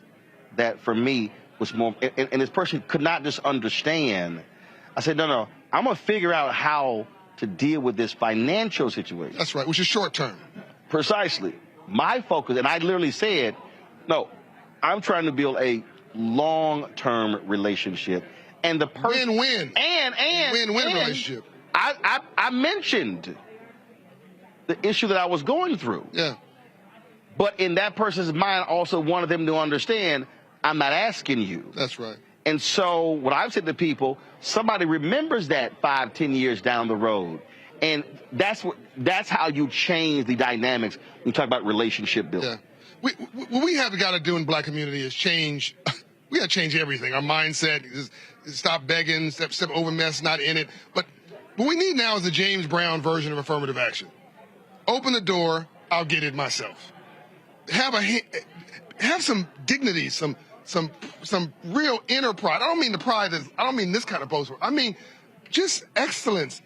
Believe in yourself and believe that if you do the right thing and you keep delivering, somebody's going to show up there and see and find value in it. That's been my experience. And I have lost money on deals, keeping my word to my investors, keeping my word to my partners. And every time I did that, in the short term, they didn't hook me up in the short term, and I didn't ask for it. But once they saw me execute, saw me deliver, every time they came back and asked me and offered me at least, Roland, 10 times more than what I would have asked them for. At least 10 times more. And it went on forever. Versus asking them for, can I get, $5,000? Can I get $100,000, even $100,000? Why are you going to ask a billionaire or a Fortune 500 company? Why would you use your relationship capital asking for something small like that? No.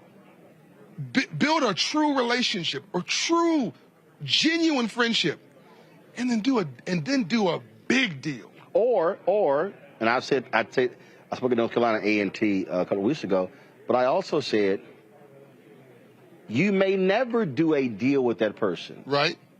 And that's fine. And that's fine. You have a great friendship, by the way. And I think that's because I think a lot of times that's why I actually don't use the word networking. I hate the word networking. Because, it's a thinking word. Right. And so for me, I said build relationships. I said when I was a college student at Texas A&M, when we go to National Association of Black Journalists Convention, my fellow students were like, why are you not sitting with us? I'm like, hell, I know y'all. I said, why am I going to come here? Be uncomfortable. And sit with y'all. Go meet somebody you don't know. I know y'all at school. I'm going to go sit with people I don't even know. And if I sit at the table of 10 people and it's not, I'm going to get to know the other 9. Look, if you walk through these halls, there are billionaires, multi-millionaires, Fortune 500 CEOs, heads of foundations walking the halls. The last thing they want to hear is a pitch. They don't want to hear a pitch. They don't want your business card. And you can even tell when you introduce, they're kind of like I ain't pitch you. Yeah. Disappoint them on their low expectation. Okay. Impress them on your excellence and know something about their business. Know something about their life. How's your family doing? It's called use Google. Thank you. And be interested in them as a human being. And then once you're talking to them, say, I know you're busy. I just want you to know my name. I'll send you another note. I thank you for the few minutes. Don't upset. Right. 2, 3, 10 minutes and let them go. Right. I'm busy. And they will remember that. Yeah. And they will appreciate it. I remember those who bug me. In the positive way. By the way. No. I remember those who bug me in the negative way. So if I see them again next year, run. Yeah, let me say that. I got to go to this. I know you do. Let me just say this. I got a bunch of billionaires waiting for me for dinner. I'm late. But let me say this. Every time Roland calls me, it's positive, and he's offering. He's offering to educate me. He's offering to instruct me. He's never calling me saying, will you, can you do. Roland Martin, Charlemagne, Bishop T.D. Jakes. I mean, these are names I'm just mentioning because you know the names. But I mean, I name a bunch of other people that are not household names. They're always giving. Nobody wants your drama. Nobody wants a taker. Nobody wants anybody negative. Why is it so complicated to understand? Nobody wants your potty mouth. Nobody wants you talking about people, talking down to people. Lift somebody up. That's it. And we can do it. And we can. We've been doing so much with so little for so long. Right. We can almost do anything with nothing. Imagine you take that sense of hustle with a positive perspective, resiliency and focus, and then we wrap it around AI, wrap it around the future of jobs, wrap it around finance where we aren't, wrap it around engineering where we aren't, wrap it around some area that's growing. How can you not lose? I mean, I'm sorry, how can you not win? How do you lose? I don't get it. It's simple math. Okay, I'm done. Time you go to dinner. They waiting. Yeah, he giving you the hook. He's it's time to go. I love you, Roland. Love you, baby. Right. Appreciate it. I'll see you tomorrow. All right, then. Y'all, John Hope Bryant, founder of Operation Hope. Always good to see him, chat with him. Let me go to a break. I'm going to come back, chat with my panel. We still got some other pieces we got to run from here, but I do want to chat with the panel when we come back. You're watching Roland Martin Unfiltered right here on the Black Star Network. Next on The Black Table with me, Greg Carr. We featured the brand new work of Professor Angie Porter, which, simply put, is a revolutionary reframing of the African experience in this country. It's the one legal article everyone, and I mean everyone, should read. Professor Porter and Dr. Valencia Watkins, our legal roundtable team, join us to explore the paper that I guarantee is going to prompt a major aha moment in our culture. You crystallize it by saying, who are we to other people? Who are African people to others? Governance is our thing. Who are we to each other? The structures we create for ourselves, how we order the universe as African people. That's next on The Black Table, here on the Black Star Network. Hi, I'm Dr. Jackie Hood Martin, and I have a question for you. Ever feel as if your life is teetering and the weight and pressure of the world is consistently on your shoulders? Well, let me tell you, living a balanced life isn't easy. Join me each Tuesday on Black Star Network for a Balanced Life with Dr. Jackie. We'll laugh together, cry together, pull ourselves together, and cheer each other on. So join me for new shows each Tuesday on Black Star Network, A Balanced Life with Dr. Jackie.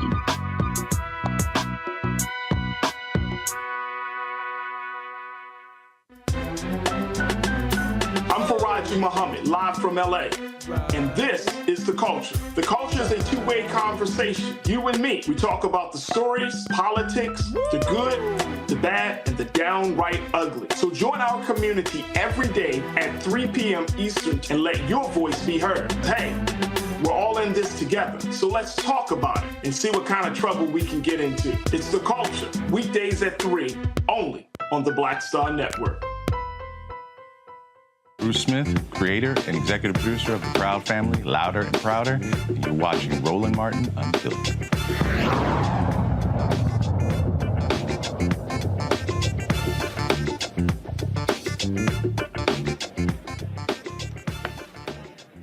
All right, folks, welcome back to Roland Martin Unfiltered. Bring my panel back in, Julian Amakongo and Toran. You know what, Julian, I think something that John said that I really believe stands out and really believe is important. You're an economist. When you talk about if you got 9 broke people, if there's 9 broke people, you're gonna be the 10th broke person. I think so much of what we often deal with when we talk about poverty is also a poverty mindset. When we talk about there are people who are fixated on money. That's also a mindset. But it's also, I just think so much is also a lack of access to information that drives so much of what we have to deal with. And that's where, Captain Hughes always came to coin the phrase, information is power. And it's absolutely true. And there's right information, there's wrong information, good information and bad information. You're absolutely right, Roland. And information is power. That's the crux of it. I mean, there's so many things that our people don't know. And part of us not knowing is not our ignorance. It's people deliberately keeping information from us. But that was then and this is now. We cannot blame the man for what we don't know. When you got Google, you got the internet, you can investigate any kind of financial instrument to find out what you need. So we need to get back to having people, back in my day, which was a long time ago. But I remember we used to do study groups. So we drive up and down 95 from Boston to D.C. to sit with people and talk about a book. We need to be doing that kind of thing these days about money. Talk about, how we save, how we spend, what we could do differently, what we could do better, getting ourselves out of the predatory capitalist mindset that you got to spend. Now, I don't understand how we've got these great economic numbers. The unemployment rate is low. We've got the inflation is dropping, and you've got folks who don't get it, and they believe that the economy is bad. But I did a radio show this morning. I said, how y'all doing? Help me out. who's doing, nobody called and say they were doing bad. One sister called and said she was between jobs, but she had enough money to not work for another year. But so we get this negative. So I like what John Hope Bryant is doing, but I've always liked his work. I think that he really is one of our beacons. But making the case for optimism really says, what's the negativity thing that goes through Black people's minds, and how can we flip it? For every bad story, it actually is a good story. Even we talk about some of the horrible stuff that I'm researching around lynching. I mean, there are victories that come out of this. There are not a lot of victories, but there are victories. And so we have to lift up the victories. Betty Shabazz used to always say, find the good and praise it. And that's what we have to do, is look at what the good is. And when we do that, I think we're able to have better relationships, better conversations, do better sharing. I enjoyed your interview with John. It was a very, very good interview, and he basically shared, kind of why he's done. And I remember when he had a tiny little organization. Now look at it. He's really doing great, and he's to be congratulated for the work that he's doing, but also for the positivity that he embodies when he talks and when he's around people. The thing when we talk about, again, Omokongo, the information. I travel this country, and it is amazing to me when I give speeches or on panels, or I'm just talking to people just in the lobby on one-on-one, and it's like, oh my God, it's like you threw a light switch on. But this to me is where I'm always saying to our people, watch what you read, watch what you listen to, watch what you watch who you listen to. What are you actually putting into your spirit, into your mind? And when I hear some stuff, I look at them and I go, oh, I know you have literally been feeding your mind some awful stuff. I mean, this is one of the reasons why I absolutely hate reality shows. There's a lot of stuff about that I hate the Zeus network.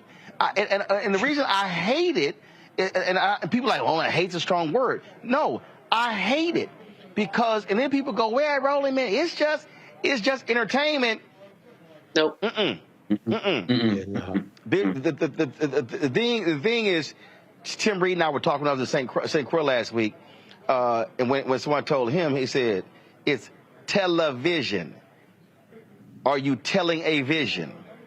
Then he said, Bill Paley asked him, when he met with him, Bill Paley said, what propaganda are you disseminating?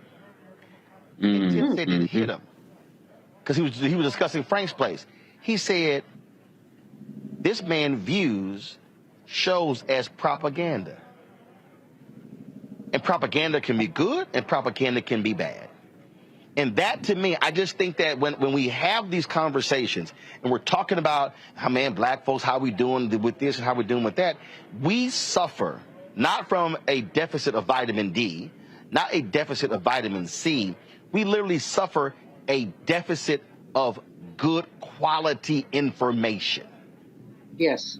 Absolutely, and that's why this network is so important. You know, I was trained by Les Brown in my motivational speaking, so I'm so happy he's going to be on later. And one of the things that he talks about is like when he goes into the barbershops and stuff, he can hear people complaining about the game or about this or about that, but never doing any type of conversations about their dreams or talking about things they want to do and build together and the like. And so we get caught up in the rigmarole of what's going on every single day in terms of what's right in front of us or the latest sporting events, but in terms of actually talking about our information and our dreams and actually putting ourselves in positions and spaces where we can actually get that information, so many of us are lacking there, and we really have no excuse. And so in two segments that you just had, Reverend Brian and Brother Hope, you know, as well, we have these situations where they're talking about how you, Roland, help them expand their information. And he talks about how he has thousands of hours now out there that people can see. So now the information is out there because it's been added to TikTok, it's been added to YouTube, it's been added to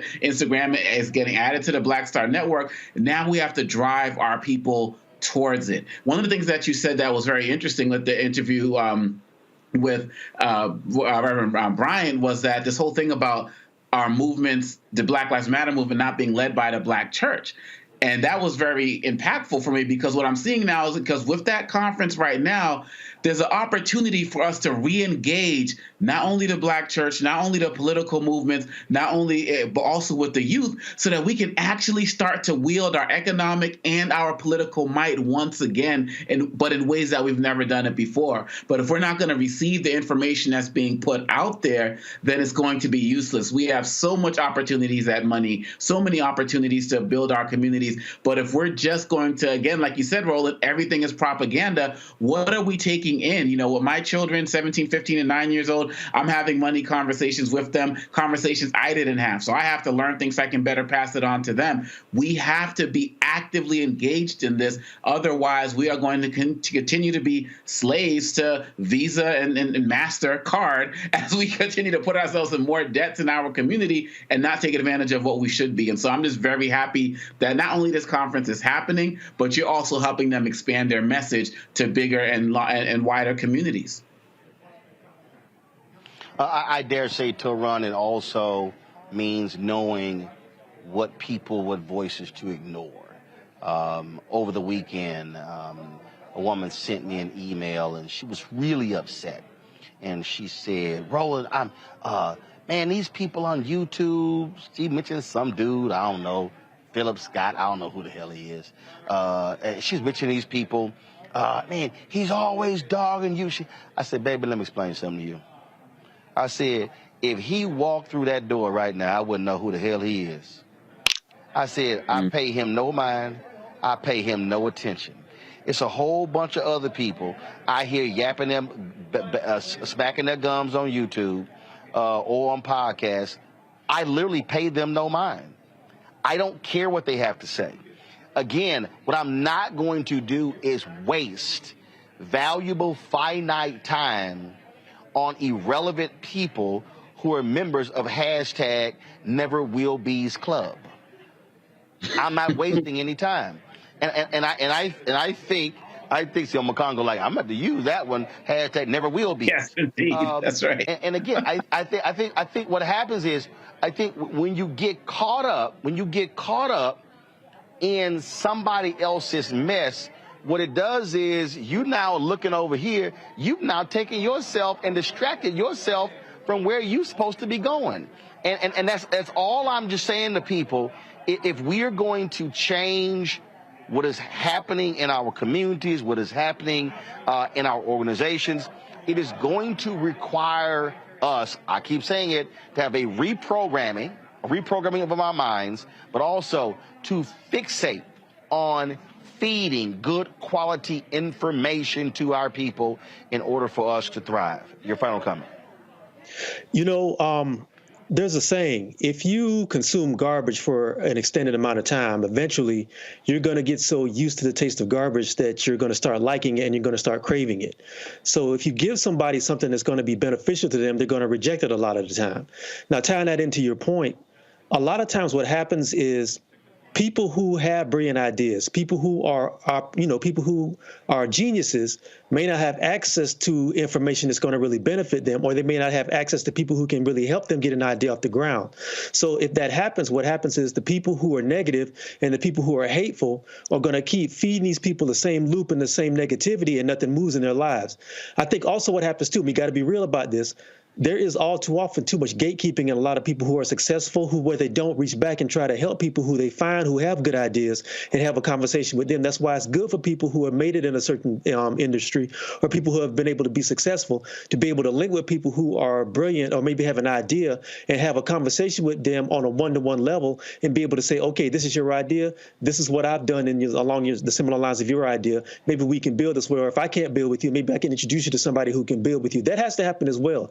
It can't just be top down. These things have to be lateral if we're going to advance as a people and start building up capital that we can generate in the community to build businesses and to create relationships that people can build with each other. That has to happen too. Absolutely. All right, folks, I appreciate y'all being on today's panel. Thanks a bunch to Run, Julian Omakongo as well. Going to a short break. When we come back, Les Brown will share with us his thoughts on how to become an effective speaker, but also how to live the life that you've always desired to live. You're watching Roland Martin Unfiltered, broadcasted live from the Global Hope Forum here in Atlanta, right here on the Black Star Network. When you talk about blackness and what happens in black culture, we're about covering these things that matter to us, speaking to our issues and concerns. This is a genuine people-powered movement. There's a lot of stuff that we're not getting. You get it, and you spread the word. We wish to plead our own cause. Too long have others spoken for us. We cannot tell our own story if we can't pay for it. This is about covering us. Invest in black-owned media. Your dollars matter. We don't have to keep asking them to cover our stuff. So please support us in what we do, folks. We want to hit 2,000 people, $50 this month, raise $100,000. We're behind 100,000, so we want to hit that. Y'all money makes this possible. Check some money orders. Go to P.O. Box 57196, Washington, D.C. 20037-0196. The Cash App is $RM Unfiltered. PayPal is R Martin Unfiltered. Venmo is RM Unfiltered. Zelle is Roland at RolandSMartin.com.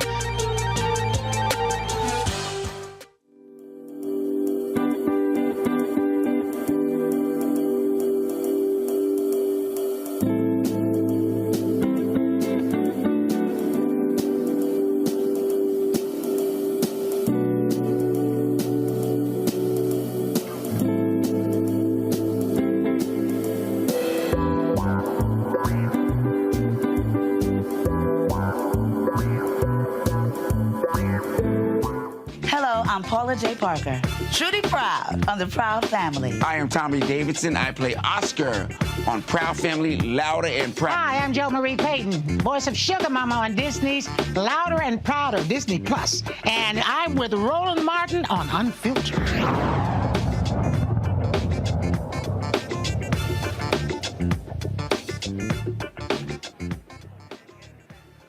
He's one of the most sought-after speakers all across the world. Earlier today, Les Brown was here. He wasn't actually on the program. He just simply wanted to come and spend some time and hang out with John Hope Bryan here at Global Hope Forum. And so we had a chance to catch up with Les Brown, 78 years young.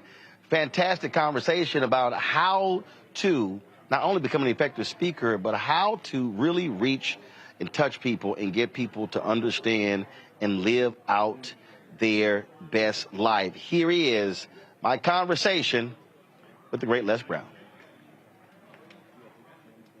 Man, I'm cancer-free, I'm debt-free, and I'm drama-free. See, there you go right there. That's all important. I want to start with the debt-free part because same thing, you know, we started this show, built it. We've been profitable since our 15th month. Don't owe nobody.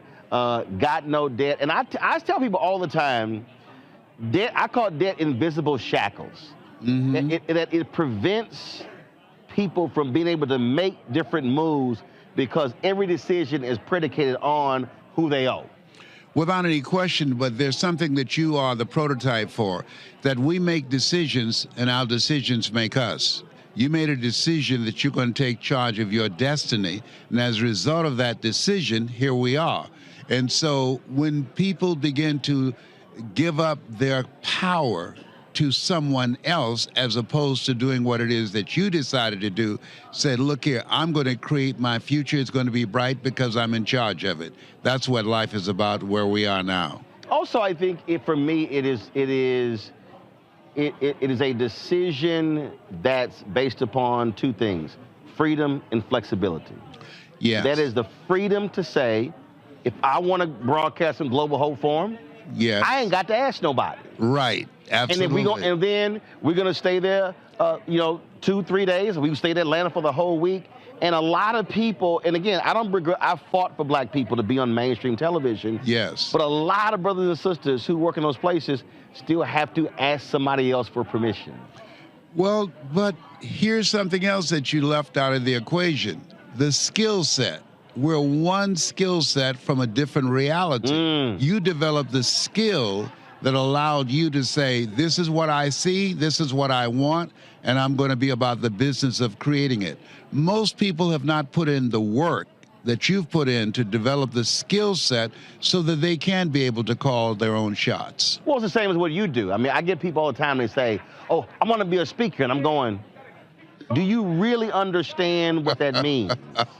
And then when you begin to start talking to them and they go, yeah, but I can do that. I said, oh, because I remember I asked this one woman, I said, well, let me ask you a question. I said, when the audience start doing the butt dance, then what are you going to do? She's like, what's the butt dance? I said, well, that's when they're sitting here and they start moving and the noise and the level in the room go up. I said, and you about to lose the room, what you going to do? She's like, I don't know, what you talking about? I said, baby, you can't be a good speaker if you don't understand how to feel and read that room. Yeah, you got to be able to manage the chaos. I was giving a speech once, and a guy came and stood right in front of the podium, and he was saying, yes, right on. I'm feeling you, brother.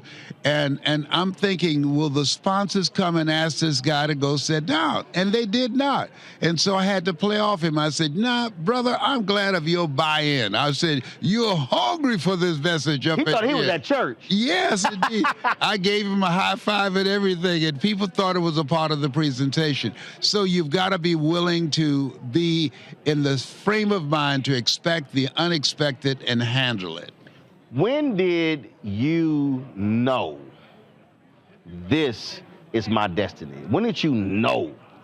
When I spoke in the Georgia Dome, because I was so terrified of speaking before 80,000 people. People can go online now and see Les Brown speaking in the Georgia Dome. I couldn't hear the voices, and my mentor, Mike Williams, he wrote the book called The Road to Your Best Stuff 2.0. I wrote the foreword for it. He said, Brownie, you got this. And one of the things that I teach people, sometimes you need somebody in your life that will believe in you until your belief kicks in. And when I looked in his eyes, I saw him seeing me doing it, and I believed in his belief in me until I got on that stage with that microphone, and I kept that in my mind to be able to command an audience of 80,000 people. I think that one thing that's interesting to me when we talk about speaking is that you literally in that 10, 15, 20, 30, 45 minutes, an hour, you literally can change somebody's life. Like you could be they are sitting there and it's, oh my God.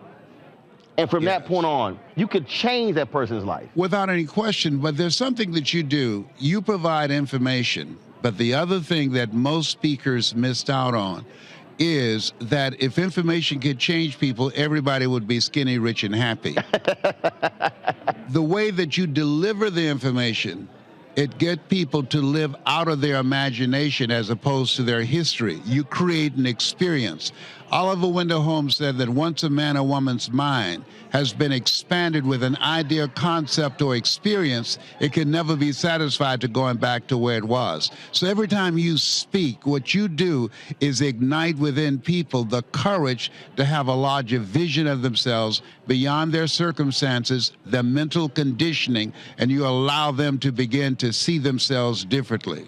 And that point right there, I think you said vision, but also being able to expand it, because I think we've been, for African Americans in particular, we've been conditioned, if you will, and I'm not speaking just in terms of white supremacy, but even ourselves to be like, sort of like this. Baby, get you a good job, work that job, don't lose it, as opposed to being able to take risks, as opposed to being able to say, wait a minute, there's more for me than just being a lawyer, a doctor, an engineer, sort of those typical deals. But somebody has to help, I believe, turn that switch on and speak it in a way, a relevant way that causes the person to go, oh, dang, I had no idea. Yes.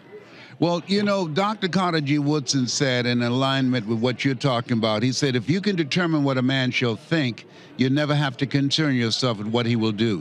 He said, if you can make a man feel inferior, you never have to compel him to seek an inferior status, for he will seek it himself. And if you can make a man feel justly an outcast, you never have to order him to go to the back door. He'll go without being told. And if there's no door, his very nature will demand one. So when you speak, and every time people watch your program, what you do is you distract, dispute, and inspire. How people live their lives is a result of the story they believe about themselves. So your content and your delivery distract people from their current story of mental conditioning, and through them watching and taking in what you say, they are now in an experience that dismantles their current belief system and inspire them to make some new choices at the end of your program. Now, there are a lot of people, and I guarantee you've had this experience. I sort of like when people say, man, that was an amazing sermon. And then you say, well, what did he talk about? Man, I'm just saying, man, that sermon was something. I said, oh, you probably reacting to the hoop part of the sermon. You can't tell me what the scripture was, what the 3 points was. Right. And so a lot of people respond to the emotion of speaking, when for me, I'm saying, no. What was the substance of what somebody said? Absolutely. And talk about that. That's the power of stories. If you give information, we forget 95% of what we hear the next day. Information impacts the brain.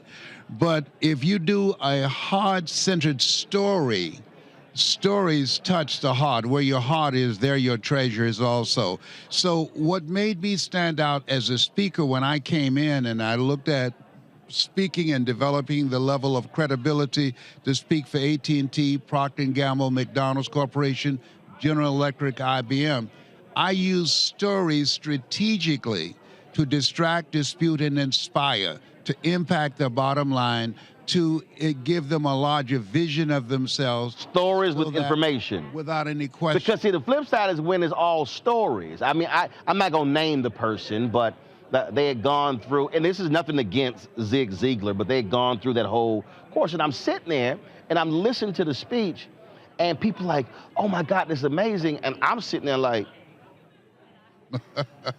and they're going looking at me, they're going, Roland, what's wrong? I'm like, she ain't said nothing. I mean, and so it was catchphrases, it was, and the person like, well, what do you mean? I said, because I like in church, I take notes. Yes. If I have 2 lines written and one line is the date and the name of the speaker and that's about it, you ain't said nothing. Right. And so I think that's also the mistake. There are a lot of people, that's all they tell us stories, but they leaving information out. What you're talking about is you got to meld the two together for the person to understand. Yes, because you're orchestrating an experience, but giving people things that they can sink their teeth into, that they can now leave there and use the tools and things that you've used to get through the Red Seas in your life to get to the other side. We're living in a time, it's a golden age, because we have available to us information that allows us to upgrade our knowledge and our skills and create a new future for ourselves. But most people won't put in the time or the effort to develop themselves and to do what you've done. And this is what this thing called life is about. Commit thy works unto the Lord, and thy thoughts shall be established. The internal work and the external work in order to create a new reality for yourself. Have you been in a situation before where you're clear what you're going to talk about, you've laid it all out, you understand how you're going to do it, but then you walk into the room and the room begins to speak to you and you feel the room, and then God gives you something totally different and you say, I got to throw that thing out, and then somebody goes, how did you know we were dealing with that problem? Because the room spoke to you. I'm glad you mentioned that, because what I train speakers to do, and this is where I am, we learn, we earn, we pass it on. Never let what you want to say get in the way of what the audience needs to hear.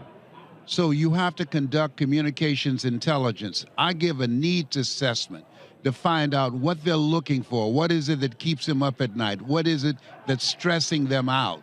And what is it, the unspoken conversation that you want me to deliver that can impact the audience's psyche? And so never walk into a room where you have not taken the time to do your homework, to do due diligence, to find out who they are. And all that get understanding so that when you speak, you're speaking to where they are, not where you think they might be. See, for me, you know this, so and they're like, Mr. Brown, we have the room for you, whatever. And I go, no, I'm good. Or they won't take you through. I'm like, no, we're gonna go through the main room. And they'll tell, they're like, but it's crowded. I'm like, I know. What they don't understand is I'm actually feeling the room. Yes. Like when I'm walking through, discernment is happening, and I tell them, I said, I can't feel nothing if I'm back here in a room by myself. You're absolutely right. I want to be in. Yeah, but what I also do is ask questions. Oh, yes. I talk to 4 or 5 people. If you were in my position, what is it that you feel that this audience needs to hear that perhaps I'm not aware of right now? So that I will match what I have to share with what's in the audience, the thinking that's there, as well as the thinking of the person who wrote that check for me to be there. Have you ever had a situation where the person who invited you wanted you to follow this, and this? Yes. And then when you went up there, you didn't follow this, and this. And that person had an attitude, but the whole room loved it. Yes, well, the good thing about what I do is I'm able to speak extemporaneously. I can take what you tell me that I need to say, and I can make it my own and create value and alignment, relatedness, and connection. You can't correct unless you connect. So when you speak, the goal is to have the audience to relate to you, to feel you, and to connect with you, so you can now make them begin to see other options of how they can show up on their job or the work that they're doing or the business that they're running. How do you use humor? And the reason I say that, typically when I speak, they will read the bio. And so, okay, now it's time to speak. So they read the bio, and so the whole room is like this here. And what being a life member of Alpha, is typically going to be some Omega and Kappa in the room who going to talk trash. And so I talk smack from the mic. And so I might have the folks laughing and the room going, because for me, I'm breaking up from that serious. Now I got them laughing. Now I'm got them relaxed. Now I can sort of go in. Yes. And so how do you use humor as a part of what you do? I use myself as an example. I said, ladies and gentlemen, I want you to think about your goals and dreams. What is it that you see that you bring that has value for the marketplace? People say money is not important, but is right up there with oxygen. I used to be so broke, I'd walk past a bank and trip the alarm. And then I would laugh. Laughter creates laughter. So as a result of my saying that, sharing that insight into myself and laughing about it, laughter causes the mind to close down, opens up the heart, and now you can come back with something that's serious to create a shift in them that they internalize that. Personal testimonies. When you're standing before an audience, how vulnerable are you so they understand you're not alone? I was in the same place you were in. I'm very transparent when I speak to audiences. I talk about the fact that I'm adopted, that God took me out of my biological mother's womb and placed me in the heart of my adopted mother. I just saw for the first time at 78, here I am, 78, and saw a picture of my birth mother and father. Now, you just told me that story, and because that was just crazy. Yes. How you saw that picture. Yes. And so what happened was my birth mother came to hear me speak at a church, a lady named Dr. Barbara King, who made her transition. Knew it well? Yeah, Hillside Spiritual Center. Big tall sister. Yes, Dr. King. 6'7", yes, right. And so my birth mother was there with one of my nieces. She knew me, but I did not know her. At the end of my speech, she came up to me, my niece said, and gave me a picture and said, put this in your pocket, and she walked away. And my son said, Dad, look at it. And I looked at it. It was a picture of me and my twin brother, Wesley. And I said, ma'am, who are you? Where did you get this from? And she just turned and she waved at me and she kept going. So that's the only time that I ever saw her, that brief moment. Wow. It shook me up. That was the only... That was the only time. I didn't know who she was. And then you found out that she was a speaker. Yes. My niece said, your mother, Dorothy Bell Rucker, was the motivational speaker, and your grandmother, they have a museum called the Beulah Rucker Museum in Gainesville, Georgia. She was a speaker with Mary McLeod Bethune. And so they traveled together. So I always wondered, where did I get this hunger to want to speak to people? But I have two brothers who don't speak at all. She raised them. So I believe that all of us have greatness within us, but you've got to be willing to put in the work, just as you have, to cultivate it and to develop it so you can answer the call on your life. A job is what you get paid for. A calling is what you're made for. I got to ask you this here, understanding worth, because I've been there. I guarantee you've been there. Somebody call you, and you give them your number. Yes. Why you gotta do it for this? Because that's my number. Right. I put butts in the seat. This is what I do. And I get calls all the time, brothers, but especially a lot of sisters, who they want them to speak on panels, speak to corporations, stuff along those lines, and they play them small. And I tell folk, you've got to make sure that you understand your worth, but you also understand that you do not overstate your worth, and you know exactly what your number is to deliver what they're looking for. Yes, and I say to people, I don't determine my value based upon your budget.